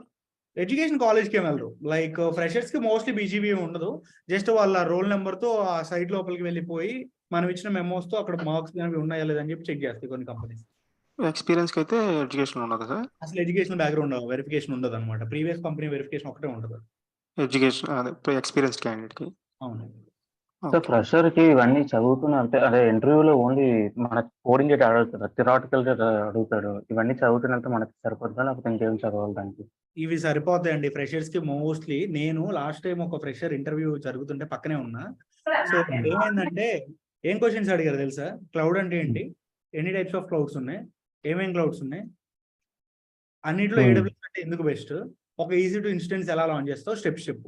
ఈ 5 questions అడిగారు, 5 questions అన్నిటికీ ఆన్సర్ చెప్పాడు, అతను తీసేసుకున్నారు. ప్రెషరే అంతే డెవలప్స్ అంతే. అంటే అందరినీ అలా చేస్తారని చెప్పండి, అదే అందరిని అలా చేయలేదు బేసిక్స్, అలా బేసిక్స్ అడిగితే అందరూ వెళ్ళిపోతారు కదా, అలా అయితే ఎలా సార్? బై లక్ సరిగ్గా ఉంది. హెచ్ఆర్ బట్టి ఉంటుంది. మీ క్లాస్ మీ గ్రూప్ లో 240 members 30 members జాయిన్ అయ్యారు. ఎంతమంది క్లాస్కి వస్తున్నారు, ఎంతమంది నేర్చుకుంటున్నారు? 70 మంది వస్తున్నారు. అందరు ఇదే విధంగా నేర్చుకోరు కదా. సో ఎక్స్పీరియన్స్డ్ అయితే ఎన్ని రౌండ్స్ ఉంటాయి సార్ ఇంటర్వ్యూస్? 3 rounds ఉంటాయి. ఫస్ట్ టెలిఫోనిక్ రౌండ్, తర్వాత వచ్చేసరికి మేనేజర్ రౌండ్, మూడోది క్లయింట్ రౌండ్ కానీ హెచ్ఆర్ రౌండ్ కానీ ఉంటుంది. టెలిఫోన్ రౌండ్ అండి సార్? టెలిఫోన్ రౌండ్ ఇప్పుడు ఒక 100 resumes వచ్చాయి, నేను మేనేజర్, నాకు హెచ్ఆర్ వచ్చి 100 profiles ఇచ్చి వీళ్ళని ఇంటర్వ్యూ చేయమందని చెప్పేసి నాకు చెప్పింది, కానీ నేను చేయను. 100 profiles అంటే ఇక నేను మార్నింగ్ నుంచి కూర్చోవాలి. అందుకని నేను ఏం చేస్తాను, నా ముందున్న ఒక లీడో లేకపోతే ఎవరొకరికి ఇచ్చి సో వాళ్ళని ఇంటర్వ్యూ చేయమని చెప్తా. వాళ్ళు ఏంటి కంప్లీట్ గా ఎండ్ టు ఎండ్ ఏం చేయరు, ఫోన్ చేసి మీ కమ్యూనికేషన్ స్కిల్స్ అసలు మీది ప్రొఫైల్ జెన్యూనా కాదని చెప్పి చెక్ చేస్తారు. ఎలా చెక్ చేస్తారంటే బేసిక్ క్వశ్చన్స్ అడుగుతారు, గిట్ అంటే ఏంటి, లేకపోతే మీ ప్రీవియస్ ప్రాజెక్ట్ గురించి చెప్పండి, లేకపోతే మీరు జెన్కిన్స్ అంటే ఏంటి, ఇట్లా బేసిక్ థియరిటికల్ క్వశ్చన్స్ అడుగుతారు అనమాట. అవి మనం ఆన్సర్ చేసామనుకో, మన కమ్యూనికేషన్ స్కిల్స్ బాగుండి మనం ఎండ్ టు ఎండ్ అన్ని ఆన్సర్ చేసామనుకో, దెన్ మన రెజ్యూమ్ పక్కన పెడతారనమాట, అయితే జెన్యూన్ క్యాండిడేట్ అని చెప్పేసి. They can filter out. వచ్చిన దానిలో ఒక టాప్ 15 రెజ్యూమ్స్ తీసి అప్పుడు మేనేజర్ కి పంపిస్తే మేనేజర్ వాళ్ళని ఎండ్ టు ఎండ్ రౌండ్ అనేది చేస్తారనమాట. ప్రెషర్ కి ఎలా ఉంటుంది సార్ అంటే ఇంటర్వ్యూ రౌండ్స్ దానికి అదే యాప్టిట్యూడ్ నెక్స్ట్ ఇంటర్వ్యూనా? రిటన్ టెస్ట్ ఉంటుంది. ఫస్ట్ రిటన్ టెస్ట్, ఆ తర్వాత టెక్నికల్ ఇంటర్వ్యూ, ఆ తర్వాత హెచ్ఆర్ ఇంటర్వ్యూ. కొన్ని కంపెనీస్ లో చిన్న చిన్న కంపెనీస్ లో హెచ్ఆర్ ఉండదు, టెక్నికల్ అయిపోయి వాళ్ళు సాటిస్ఫై అయ్యారు అనుకుంటే డైరెక్ట్ గా ఆఫర్ లెటర్ కూడా రిలీజ్ చేస్తారు. Okay sir. సో ఈ కమాండ్స్ అని అడుగుతారు ఓన్లీ, అంటే ఏమైనా కమాండ్స్ అడుగుతారా లేకపోతే ఇంకేం అడుగుతారా వాళ్ళు? అంటే గిఫ్ట్ అని అడుగుతారు. ఖచ్చితంగా మీకు గిట్ లో తెలిసిన కమాండ్స్ ఏంటో చెప్పండి అంటారు, మీకే ఇస్తారు ఆప్షన్. లేకపోతే ఒక సినారియో ఇచ్చి వాళ్ళే దాని కమాండ్స్ ఏంటో చెప్పండి అని అంటారు. అట్లా అంటే గిట్ టు డిటప్ ఎలా కన్వర్ట్ చేస్తాం, రిపోజిటరీ బ్రాంచెస్ ఎలా డిలీట్ చేస్తావు, బ్రాంచెస్ ఎలా డిలీట్ చేస్తావు, అలా అట్లా ఎలా కోడింగ్ చేస్తావు, అంటే డిటప్ లో ఎలా కోడ్ ఎలా చేస్తావు, దాన్ని ఎలా రిట్రీవ్ టు గిట్ ఎలా చేస్తావు అలా అని అడుగుతారా? అవును. గిట్ 4 అంటే ఏంటి? ఇప్పుడు ఓపెనింగ్స్ బాగా తక్కువ ఉన్నాయంటున్నారు కదా, ఏమన్నా మళ్ళీ పెరిగే ఛాన్స్ ఉంటాయా? కొంచెం టైం పట్టిద్దండి, ఇప్పుడు ఉన్నవే పోతున్నాయి, కొంచెం టైం పట్టి. మార్కెట్ అయితే డౌన్ ఉంది అంటున్నారు. అంటే మీరు చూస్తున్నారు లాస్ట్ 1 year నుంచి రిజిస్ట్రేషన్ ఇంపాక్ట్ ఎంత ఉందో. కొత్త ఓపెనింగ్స్ లేకపోగా ఉన్న వాళ్ళే జాబ్స్ పోతున్నాయి అనమాట. ప్రాజెక్ట్స్ లేవంట కదా, నిజమేనా? ప్రాజెక్ట్స్ లేవు, అందుకే చాలా అంటే ఇది పాత ప్రాజెక్ట్స్ మీద వర్క్ చేస్తున్నారని అంటే నేను విన్నాను. క్యాజువల్ గా అవునట్టు అదన అడుగుతున్నాను. నిజమే అది. పాత ప్రాజెక్ట్. ముస్తఫా గారు చెప్పండి. ఇప్పుడు ప్రాజెక్ట్ లేవు అంటున్నారు, బట్ నాకు కాల్స్ అయితే విపరీతంగా వస్తున్నాయి. అవునా? నాకు ఎక్స్పీరియన్స్ పెట్టారు. నేను 10 years పెట్టాను. 10 years అంటే నాది 10 years ఎక్స్పీరియన్స్ ఉంది సపోర్ట్ మీద. 3 years డెవాప్స్ మీద పెట్టాను. 3 years పెడితే వస్తుంది. 3 years పెట్టి మీకు 3 years పెట్టి దానిలో డాకర్, క్యూబర్నెటిస్, టెరాఫార్మ్ ఉంది అంటే రోజుకు ఒక కాల్ ఖచ్చితంగా వస్తుంది. ఎందుకంటే దానికి ఉన్న డిమాండ్ అలాంటిది. కాల్స్ అయితే బాగానే వస్తుంది అన్న. కాల్స్ అదే ఎక్స్పీరియన్స్ వాళ్ళకి వస్తాయండి. నేను 4 years పెట్టాను, మా ఫ్రెండ్స్ కూడా పెట్టారు, వాళ్ళకి కూడా బాగా కాల్స్ వస్తున్నాయి. నా పక్కనే ఉంటున్నారు. నీకు 3+ పెడితే ఖచ్చితంగా కాల్స్ వస్తాయి. ప్యాకేజ్ డిసైడ్ చేస్తారా లేకపోతే మనల్ని అడుగుతారా? ఏంటండి ప్యాకేజ్? ఇప్పుడు 3 years 3+ పెట్టారు అనుకోండి, ప్యాకేజ్ వాళ్ళు డిసైడ్ చేస్తారా లేకపోతే మనల్ని అడుగుతారా ఎంత కావాలి ఏంటి? ప్రెసెంట్ కంపెనీలో వర్క్ చేస్తున్నాం. మీ ఎక్స్పెక్టేషన్స్ ఎంత వరకు ఉన్నాయని చెప్పేసి మిమ్మల్ని అడుగుతారు. ఇప్పుడు ఆల్రెడీ కంపెనీలో వర్క్ చేస్తున్నాం అనుకోండి, సపోజ్ 8 years నుంచి, దాంట్లో 3 years ఇప్పుడు డెవాప్స్ మీద పెట్టుకొని వెళ్తే, సో ఇప్పుడు ప్రెసెంట్ ఉన్న సిటీసీకి ఇస్తారా లేకపోతే బేసిక్ గా మన ఎక్స్పెక్టేషన్స్ బేస్ చేసుకుని ఇస్తారా? కరెంట్ సిటీసీకి మినిమం 30% ఏ కంపెనీ అయినా ఇస్తుంది. కంపెనీ టు కంపెనీ స్విచ్ అయ్యేటప్పుడు మినిమం 30%. ఆ పైన ఎంత ఇవ్వాలి అని చెప్పేసి మీరు ఇంటర్వ్యూలో పర్ఫామ్ అయ్యే దాన్ని బట్టి డిసైడ్ అయ్యి అనమాట. ఫ్రెషర్ గా ఎలా ఉంటుంది ప్యాకేజెస్? ఫ్రెషర్ గా మనం చెప్పలేమండి, కంపెనీ టు కంపెనీ. ఇప్పుడు టీసీఎస్ చూడండి, ఫ్రెషర్ కి ఎంత ఇస్తుంది? 3 points. యాక్సెంచర్ 4.5, అదే డెలాయిట్ అయితే 5 above అట్లా. సో డిపెండ్స్ ఆన్ కంపెనీ అనమాట. బట్ ఆన్ అండ్ యావరేజ్ అయితే మినిమం 3.5 నుంచి 5 వరకు ఎక్స్పెక్ట్ చేయవచ్చు. ఆన్ అండ్ యావరేజ్ నేను చెప్తున్నాను మధ్యలో. ఎక్స్పెక్టెడ్ అడిగినప్పుడు పర్సెంటేజ్ చెప్పాలా, మరి అమౌంట్ చెప్పాలి మనం? ఏంటండి? లాక్స్ లో చెప్పాలి. లాక్స్ లోనే చెప్పాలి. లాక్స్ లోనే మనం అలా పర్సెంటేజ్ చెప్తే అక్కడే ఫేక్ అని అర్థమైపోయింది. పర్సెంటేజ్ అసలు చెప్పకూడదు. నా కరెంట్ సిటీసీ ఎంత ఉంది, నేను ప్రీవియస్ లో ఇన్ని ప్రాజెక్ట్స్ లో వర్క్ చేశాను, నాకు ఇంత నాలెడ్జ్ ఉంది, సో నా ఎక్స్పెక్టేషన్స్ ఇంత ఉన్నాయి అని చెప్పేసి చెప్పొచ్చు. సో ఇది పెట్టుకోవచ్చా? జెన్కిన్, గిట్, మ్యావేనో, యాన్సబుల్ అన్ని ఏంటంటే మనం రోల్స్ పెట్టాలండి. చాలా మంది అంటే తెలియని వాళ్ళు ఎట్లా అనుకుంటారంటే ప్రాజెక్ట్ ఏం పెట్టాలి అని అంటారు. కానీ అక్కడ మనం పెట్టాల్సింది ప్రాజెక్ట్ కాదు, మన క్లయింట్ డీటెయిల్స్ పెట్టి ఆ ప్రాజెక్ట్ లో మనం ఏ వర్క్ చేసామో రోల్స్ పెడతాం. సపోజ్ ఇప్పుడు మీరు యాన్సిబుల్ ఉంది, యాన్సిబుల్ లో మీరు ఒక 1000 servers లో ఎట్ ఏ టైమ్ ఒక డిపెండెన్సీని ఇన్స్టాల్ చేశారు అనుకోండి, అది మీరు చేసిన వర్క్ కదా, దాన్నే తీసుకెళ్ళి అక్కడ యాడ్ చేస్తారు. తర్వాత మెష్ కాన్ఫ్లిక్ట్స్ ఉన్నాయి, అవి రిజాల్వ్ చేశారు, తీసుకెళ్ళి అక్కడ పెడతారు, మెష్ కాన్ఫ్లిక్ట్స్ రిజాల్వ్ ఉన్నాయి. తర్వాత జెన్కిన్స్ లో డిప్లాయ్మెంట్ చేశారు, టామ్ కేట్ సెటప్ చేశారు, అది కూడా ఒక రోలే, మనం చేసే వర్కే మన రోల్స్. సో అలా రోల్స్ అనేవి మనం పెంచుకుంటూ పోవాలి. ముస్తఫా గారు, నాకు డౌట్ ఏంటంటే ఇప్పుడు Python 2 వర్షన్ ఒక రెపోలో ఉంది ఒక ప్రాజెక్ట్ లో, దాన్ని అప్డేట్ చేయాలి. Python 2 టు Python 3కి వెళ్ళాలి. దాన్ని అప్డేట్ చేయాలంటే మనం ఏమేమి చేంజెస్ చేయాలి? జస్ట్ కమాండ్స్ యూజ్ చేసి అది చేయొచ్చా, లేకపోతే డిపెండెన్సీ ఫైల్స్ లో యూజ్ చేసి మనం అప్డేట్ చేయొచ్చా? ప్లే బుక్ ద్వారా అడుగుతున్నారా లేకపోతే నార్మల్ గాను? ప్లే బుక్ ద్వారా డైరెక్ట్ గా వర్జన్ మెన్షన్ చేసి సరిపోయింది. అంటే ఒక రెపోలో మొత్తం డిపెండెన్సీ ఫైల్స్ మొత్తం అవేం చేయబడలేదా? ఒక రిపోలో ఒక రెపోలో ఆ రెపో మొత్తం అప్గ్రేడ్ అవ్వాలి పైథాన్ 3 కి. ఓకే. దాంట్లో ఉన్న డిపెండెన్సీ ఫైల్స్ మొత్తం కూడా Python 2 to Python 3 2.7 to 3 something 3.9 something ఉంటుంది కదా పైథాన్ 3 వర్షన్. అవునవును, అర్థమైంది. దానికి మనం అప్గ్రేడ్ చేయాలి అంటే అప్గ్రేడ్ చేయాలి. Upgrade right, update upgrade. Play book లో లేటెస్ట్ వర్షన్ మెన్షన్ చేస్తే అది ఓవర్ రైట్ అయిపోతుంది కదా ఎగ్జిస్టింగ్ వర్షన్. అవును. So name is equal to name is equal to ఆ నేమ్ ఇచ్చేసి state is equal to latest అని పెట్టేసి, లేదా state is equal to latest పెట్టేస్తే సరిపోయింది. ఇది ప్రాజెక్ట్ మైగ్రేషన్ అంటారు కదా సార్, హైయర్ వెర్షన్ కి లోయర్ వెర్షన్ కి మైగ్రేట్ చేయాలంటారు కదా జెన్కిన్స్ లో. హయ్యర్ వర్షన్ కి లోవర్ వర్షన్ కి మైగ్రేషన్, అది మైగ్రేషన్ కాదు, రీవర్ట్. ప్రెసెంట్ వర్షన్ నుంచి ప్రీవియస్ వర్షన్ కి వెళ్ళిపోవడం, ప్రీవియస్ వర్షన్ నుంచి కరెంట్ వర్షన్ కి రావడం, అదే కదా. మనం దానికి సంబంధించిన వేర్ ఫైల్స్ ని నెక్సెస్ లో స్టోర్ చేసుకున్నామా, ఆ ఫైల్స్ ని మళ్ళీ మీరు డౌన్లోడ్ చేసుకొని మళ్ళీ టామ్ క్యాట్ లో అప్లోడ్ చేసుకోవచ్చు. సపోజ్ ఇక్కడ చూడండి, నేను నిన్నే ఒకళ్ళకి చెప్పాను, ఇది ఇక్కడ ఆల్రెడీ టామ్ క్యాట్ రన్ అవుతుంది కదా. Copy this public IP address and paste here with port number of 8080. నా దగ్గర ఆల్రెడీ వేర్ ఫైల్ ఉంది. ఆ వేర్ ఫైల్ ఈసారి సర్వర్ లో కాకుండా లోకల్ ఉంది అనుకుందాం. ఇక్కడ చూస్ ఫైల్ మీద క్లిక్ చేసి నీ దగ్గర ఉన్న వేర్ ఫైల్ ని అప్లోడ్ చేయి. ఈ వేర్ ఫైల్ నేను ఎక్కడ నుంచి, నెక్సెస్ నుంచి డౌన్లోడ్ చేసుకున్నా. డిప్లాయ్ మీద క్లిక్ చేసి డిప్లాయ్ అయిపోయింది చూడండి. ఇట్లా వేర్ ఫైల్స్ అనేవి స్టోర్ చేసుకుంటాం కదా నెక్సెస్ నుంచి లోకల్ స్టోర్ చేసుకొని లోకల్ నుంచి అక్కడ అప్లోడ్ చేసుకుంటాం.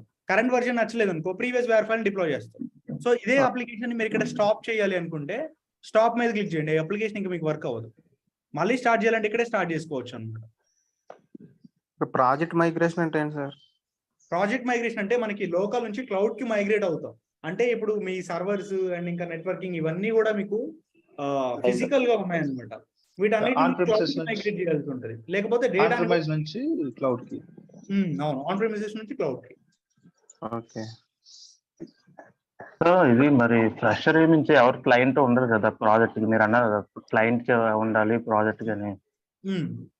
ఫ్రెషర్ కి క్లయింట్స్ ఎవరు ఉండరు కదా, ఫ్రెషర్ ప్రాజెక్ట్ కాదండి. ఒక కొంచెం లాజికల్ గా ఆలోచించండి. క్లయింట్ ఎప్పుడు వస్తాడు? వర్క్ చేసినప్పుడు. వర్క్ చేసి అసలు అవుతాడు. మీరు సపరేట్ రిజ్యూమ్ ఉంటది, ఎక్స్పీరియన్స్ కి సపరేట్ రిజ్యూమ్ ఉంటది. నేను ఇస్తాను మీకు రెండు.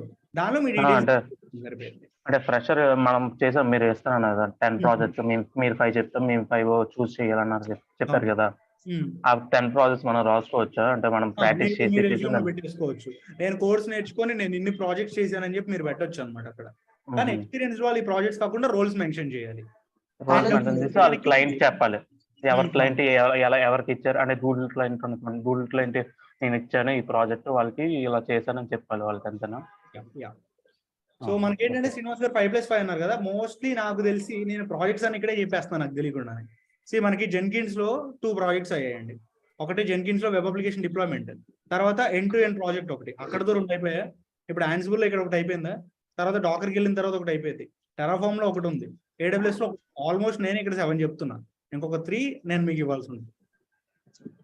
సార్ ప్రాజెక్ట్స్ అది ఫైల్ కనిపించట్లేదు సార్ ఇందులో. మన ఇదే మన వెబ్సైట్ లో ప్రాజెక్ట్స్ ఏవో ఉంటాయి, రియల్ టైమ్ ప్రాజెక్ట్స్ 5 ఉన్నాయి, మిగతా 5 అన్నిలో ఉంటాయి. అవి అప్డేట్ చేయలేదు అనుకుంటా, చేద్దాంలేండి. అంటే ఎలా ఉంటుందో తెలియాలి కదా. పర్లేదు, నేను ఇచ్చేస్తాను కదా మీకు ఆర్కిటెక్చర్స్, దాన్ని బట్టి మీకు ఐడియా వచ్చేస్తుంది. ముస్తఫా గారు నేను అడిగింది చెప్పలేదు. ఇది పైథాన్ 2 టు పైథాన్ 3 అప్గ్రేడ్ అయిందంటే జస్ట్ ఇప్పుడు మన రిక్వైర్మెంట్స్ ఉంటాయి కదా, లైక్ LXML, పైథాన్, బూటోగ్రాఫిక్, బూటోకోర్ సంథింగ్, AWS సంథింగ్, ఇవన్నీ రిక్వైర్మెంట్స్ ఉంటాయి కదా. ఆ రిక్వైర్మెంట్స్ మొత్తం మనకి సెటప్ రన్ చేసినప్పుడు ఆ పైథాన్ 2 లో వర్క్ అవున వార్నింగ్స్ ఇచ్చేవి కూడా మనకి పైథాన్ 3 లో వర్క్అవుట్ అవ్వాలి. ఐడియా లేదండి, ఒకసారి చెక్ చేయాలి ఎలా చేయాలి అని చెప్పేసి. ఓకే, ట్రై చేస్తాను నేను కూడా, ఇంతవరకు అయితే ట్రై చేయలేదు. అంటే అదే అప్గ్రేడ్ చేయాలి. అప్గ్రేడ్ ఏంటంటే మనం ఇప్పుడు సెటప్ రన్ చేసినప్పుడు మన ఈ రిక్వైర్మెంట్స్ అన్ని మనకి ఇన్స్టాలేషన్ లో మొత్తం రన్ అవుతాయి కదా. సెటప్ రన్ చేసినప్పుడు ఆ రన్ చేసినప్పుడు మనకు వార్నింగ్స్ కూడా ఇవి ఈ ప్యాకేజీ వర్కౌట్ అవ్వాలి. ఇప్పుడు లైక్ AWS CLI ఉన్న బూటోకోర్ సంథింగ్, ఇంకా చాలా వర్షన్స్ ఉంటాయి కదా దాంట్లో ప్యాకేజెస్, అవి అన్ని వార్నింగ్స్ ఇవ్వకుండా దాంట్లో ప్యాకేజ్ వర్కౌట్ అవ్వాలి. అలా ఓకే, నాకు అర్థమైంది. బేసికల్లీ అప్పుడు మనం ఏం చేయొచ్చు అంటే ఒక వేరియబుల్ డిఫైన్ చేయండి. సపోజ్ ఏబిసికి మీ వర్జన్ ఇవ్వండి. సపోజ్ 1.2.3 ఈ వర్జన్ ఇస్తారు.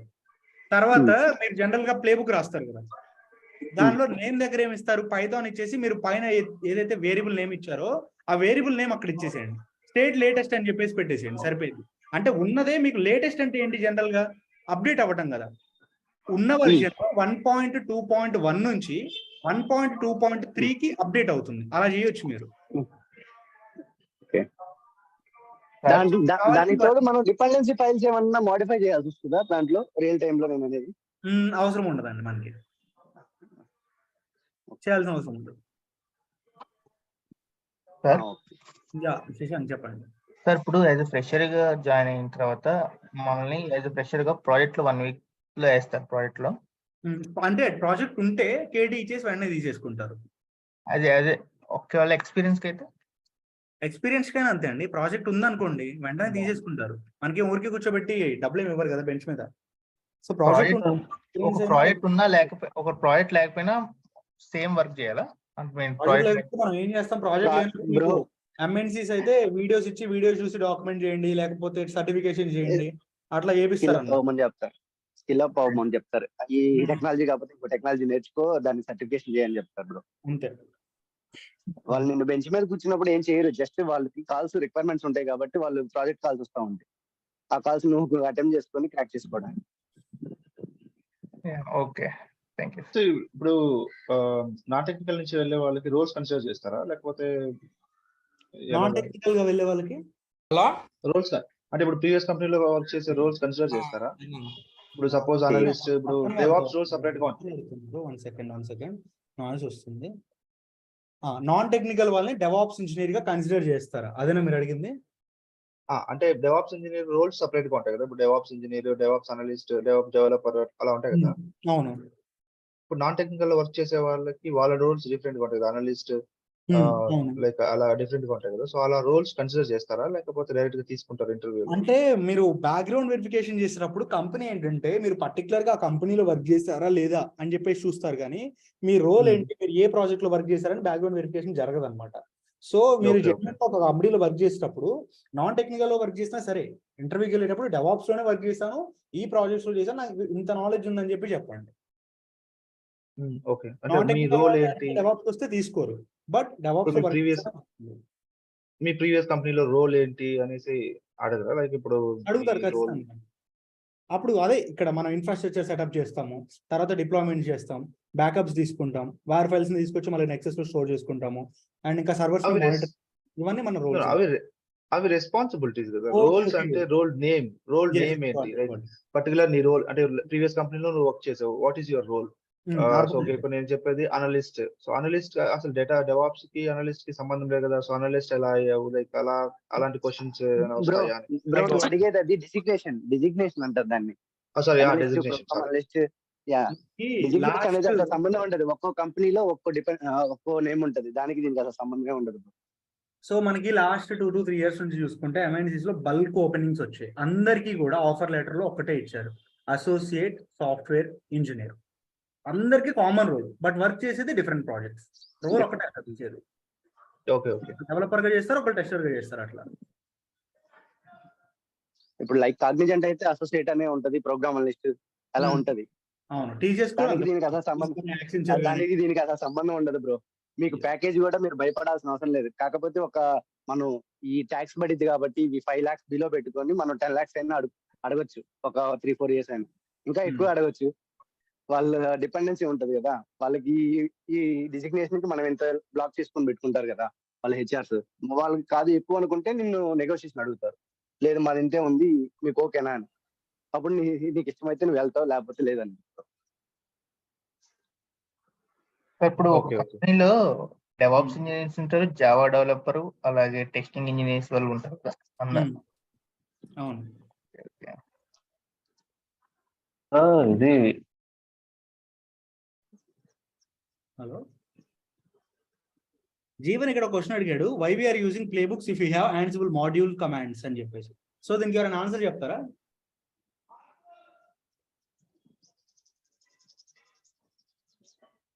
ప్లే బుక్స్ ఉన్నాయి, మాడ్యూల్స్ ఉన్నాయి. మరి మాడ్యూల్స్ ఉన్నప్పుడు Play- ప్లేబుక్స్ వాడతాం.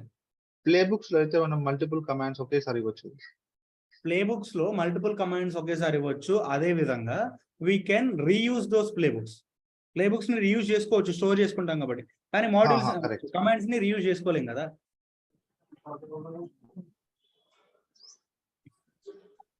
ఇది ఒకసారి మనకి ప్రాక్టికల్ ఏదైనా చేయమంటే కోడింగ్ అంటే ఫ్రెషర్ కి కోడింగ్ చేయమంటే మనం మళ్ళీ AWS అకౌంట్ ఓపెన్ చేసి అవన్నీ చేయాలా లేకపోతే ఏది చేయాలి? అవసరం లేదు, స్క్రీన్ షేర్ చేసి నోట్ ప్యాడ్ ఓపెన్ చేసి చేసేయండి సరిపోయింది. వాళ్ళు అలానే No. చేయమని, ప్రాక్టికల్ గా ఏం చేసి చూపించమని. అంటే చూపించు అంటే మరి ఒక ఏదైనా చెయ్యండి అంటే డిటబ్ చెయ్యండి మీకు అకౌంట్స్ ఏ ఉన్నాయా అని అలా అడగరా అంటే ఫ్రెషర్ కి? మోస్ట్లీ అడగరు. సో ఇప్పటి వరకు అడిగిన వాళ్ళందరినీ కూడా స్క్రీన్ షేర్ చేసి ఒక ప్లే బుక్ రాయండి, లేకపోతే ఒక పైప్ లైన్ రాయండి, ఇట్లా స్క్రీన్ షేర్ చేసి రాయమంటారు. వాళ్ళు జస్ట్ సింటాక్స్ మీద ఫోకస్ చేస్తారు, అసలు ఇతను తెలుసా లేదా అని. Okay sir. AWS మీద వెళ్ళొచ్చు మనం? ఏమై AWS మీద వెళ్ళొచ్చు మనం అంటే డెవాప్స్ ప్లస్ AWS కదా మనది. అవును, ఓన్లీ AWS మీద వెళ్ళొచ్చా అంటే జాబ్స్? AWS మీద ఫ్రెషర్ గా అయితే మీరు వెళ్ళొచ్చు, ఇవి సరిపోతాయి. బట్ ఎక్స్పీరియన్స్ వాళ్ళకైతే ఇంకొన్ని సర్వీసెస్ కావాల్సి ఉంటుంది అనమాట. చాలా సర్వీసెస్ ఉన్నాయి దాంట్లో. ఇంకా రౌట్ 53, క్లౌడ్ వాచ్, లాంబ్డా, ఇలా చాలా పెద్ద పెద్ద సర్వీసెస్ ఉంటాయి. లాంబ్డా, అవన్నీ ఆర్కిటెక్ట్ కి కిందకి వస్తాయి. అసోసియేట్ ఆర్కిటెక్ట్, సొల్యూషన్ ఆర్కిటెక్ట్ వాళ్ళకి యూజ్ అవుతాయి. సార్ KT ఎన్ని మంత్స్ ఉంటుంది నాకు అంటే ట్రైనింగ్ అన్నారు కదా, ప్రాజెక్ట్ మనం ట్రైనింగ్ ఇస్తాం 1 వీక్ మహా అంటే సీనియర్ కాదు ఫ్రెషర్ కి. అదే ఫ్రెషర్ అయినా ఎవరైనా సరే మహా అయితే 1 వీక్, లేకపోతే ఇంకా వాడు మంచివాడు అయితే 2 వీక్స్ అంతే. అంటే వాళ్ళకి అప్పటికి అంటే ప్రాజెక్ట్ సరిగ్గా రావట్లేదు అంటే చేయడం బాగా రావట్లేదు ఫ్రెషర్ కి, అప్పుడే చేస్తారు అంటే మళ్ళీ చెప్తారా లేకపోతే తీసేస్తారా? ఒకసారి చెప్తారు. కంపెనీలో ఏంటంటే ఇప్పుడు సపోజ్ నేనే నీ లీడ్ అనుకుంటాను, నేను ఇప్పుడు సెటప్ చేయాలంటే ఇక్కడ ఒక విధంగా చెప్తాను కదా, కంపెనీలో ఇలా ఉండదు. సో తీసుకొస్తాడు, కమాండ్స్ అయ్యి కాపీ పేస్ట్ చేస్తాడు, ఇదిగో జాబ్ క్రియేట్ చేయి, ఇలా చేయాలి అని చెప్తాడు. ఒకసారి చెప్తాడు, 2 సార్లు నువ్వు అడిగాను అనుకో, ఇందాకే కదా చెప్పింది, ఎక్కడ ఏంటున్నావు, ఏం చేస్తావు అని చెప్పి నీ మీద ఫైర్ అవుతాడు అనమాట. సో కొంచెం యాటిట్యూడ్ ఎక్కువ ఉంటుంది కంపెనీలో. లేదా చేసి దాన్ని చెక్ చేసుకోమని చెప్తారు. అంటే అంటే ప్రాజెక్ట్ ఉండదు కదా, రోల్స్ వేరు వేరే ఇస్తారా? అంటే వీళ్ళు ఆపరేషన్ రోల్, వీళ్ళు డెవాప్స్ రోల్ ఉన్నాయి కదా, అంటే మనకు వేరే రోల్ ఇస్తారా? ఫ్రెషర్స్ కి మోస్ట్లీ వచ్చేది సపోర్ట్ రోల్. ఒక నాగియోస్ డాష్ బోర్డ్ ఇచ్చి మానిటర్ చేయమంటాం, లేకపోతే ఇన్స్టెన్సెస్, లేకపోతే జెన్కిన్స్ డాష్ బోర్డ్ ఇచ్చేసి పర్టికులర్ టైంలో బిల్డ్ చేయమంటాం. ఇట్లా చిన్న చిన్నవే ఉంటాయి, వాళ్ళకి పెద్ద వర్క్. అంటే వాళ్ళు అంటే అలా పెంచుతారా అంటే వర్క్? మీకు ఎక్స్పీరియన్స్ వచ్చే కొద్దీ మీకు రెస్పాన్సిబిలిటీస్ కూడా పెరిగిపోతే చేసే వర్క్ కూడా పెరిగిద్ది అనమాట. అంటే ఒకవేళ ఒక డెవాప్స్ మొత్తం డెవాప్స్ అన్నిటిని చూసుకోవాలంటే అది ఎన్ని ఇయర్స్ పడుతుంది? అంటే మీరు అన్నారు కదా Jenkins, Ansible, Docker, Kubernetes, GitHub, అన్ని ఒకసారి చూసుకోవాలి అంటే ఉంటుంది కదా. డెవాప్స్ మొత్తం ఒకటి చూసుకోమంటారు కొన్ని సార్లు, అప్పుడు ఎన్ని ఇయర్స్ కావాలి ఎక్స్పీరియన్స్? అది మనం డిసైడ్ చేయలేము, మనం వర్క్ చేసే ప్రాజెక్ట్ ని బట్టి ఉంటుంది అనమాట. మీ ప్రాజెక్ట్ అనేది మోనోలిథిక్ అనుకోండి, మీరు అసలు డాకర్ ఇంపార్టెంట్ స్టార్ట్ చేయరు. అదే మీ ప్రాజెక్ట్ అనేది మైక్రో సర్వీసెస్ అనుకోండి, మీరు అసలు యాన్సిబుల్ టచ్ చేయరు, నాగియోస్ కూడా టచ్ చేయరు. ఇట్లా ఏంటంటే మనం వర్క్ చేసే ప్రాజెక్ట్ ని బట్టి, మీరు మల్టిపుల్ ప్రాజెక్ట్స్ లో వర్క్ చేస్తూ ఉంటే మల్టిపుల్ టూల్స్ మీద మీకు గ్రిప్ వస్తూ ఉంటుంది. మనం ఇక్కడ ఇన్ని టూల్స్ నేర్చుకున్నాం కదా, ఇవన్నీ కూడా ఒకటే ప్రాజెక్ట్ లో ఎవడో ఇంప్లిమెంట్ చేయడు, రిక్వైర్మెంట్ ని బట్టే వాడుకుంటారు అనమాట. అంటే కోడ్కి ఇది, బిల్డ్కి ఇది, డిప్లాయ్కి ఇది, మెయింటెనెన్స్ ఇది, ఇలా అంటే దీని కొన్ని ఓడుకుంటారు. అంటే అక్కడ చాలా ఉంటాయి కదా.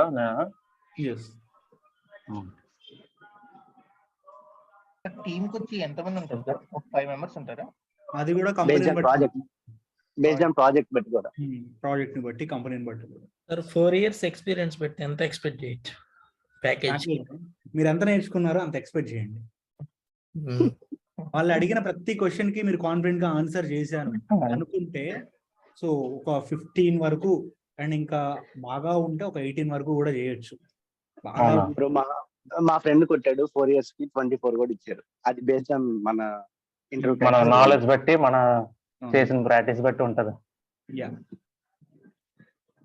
బేస్డ్ ఆన్ కంపెనీ బట్టి కూడా. అది ప్రీవియస్ కంపెనీలో మనం ఎన్ని సంవత్సరాలు చేసాం ఆ కంపెనీలో స్టాండర్డ్ గా, దానిలో మన రోల్స్ ఏంటి, మనం ఎన్ని ప్రాజెక్ట్స్ లో వర్క్ చేసాం, మనకి ఎంత నాలెడ్జ్ ఉంది, మొత్తం కన్సిడర్ చేస్తారు. ఈ అన్ని పారామీటర్స్ ని కన్సిడర్ చేసి అప్పుడు ఇతను వర్తీ ఆ 24 lakhs కి అని చెప్పేసి అతను డిసైడ్ అయినప్పుడు they will give. Okay then, so almost 9 అయిపోయింది ఇవాళ. సో రేపైతే డాకర్ స్టార్ట్ చేద్దాం. Ansible task అయితే కంప్లీట్ చేయండి. Make sure that we have to complete the task and then we can go to the microservices part, which is Docker and Kubernetes. So bye everyone. Have a great day. And Thank you, Telegram sir. Thank you, post sir. just respond. Okay. Yeah. Thank you. Okay, sir. Thank you, sir. Thank you, sir.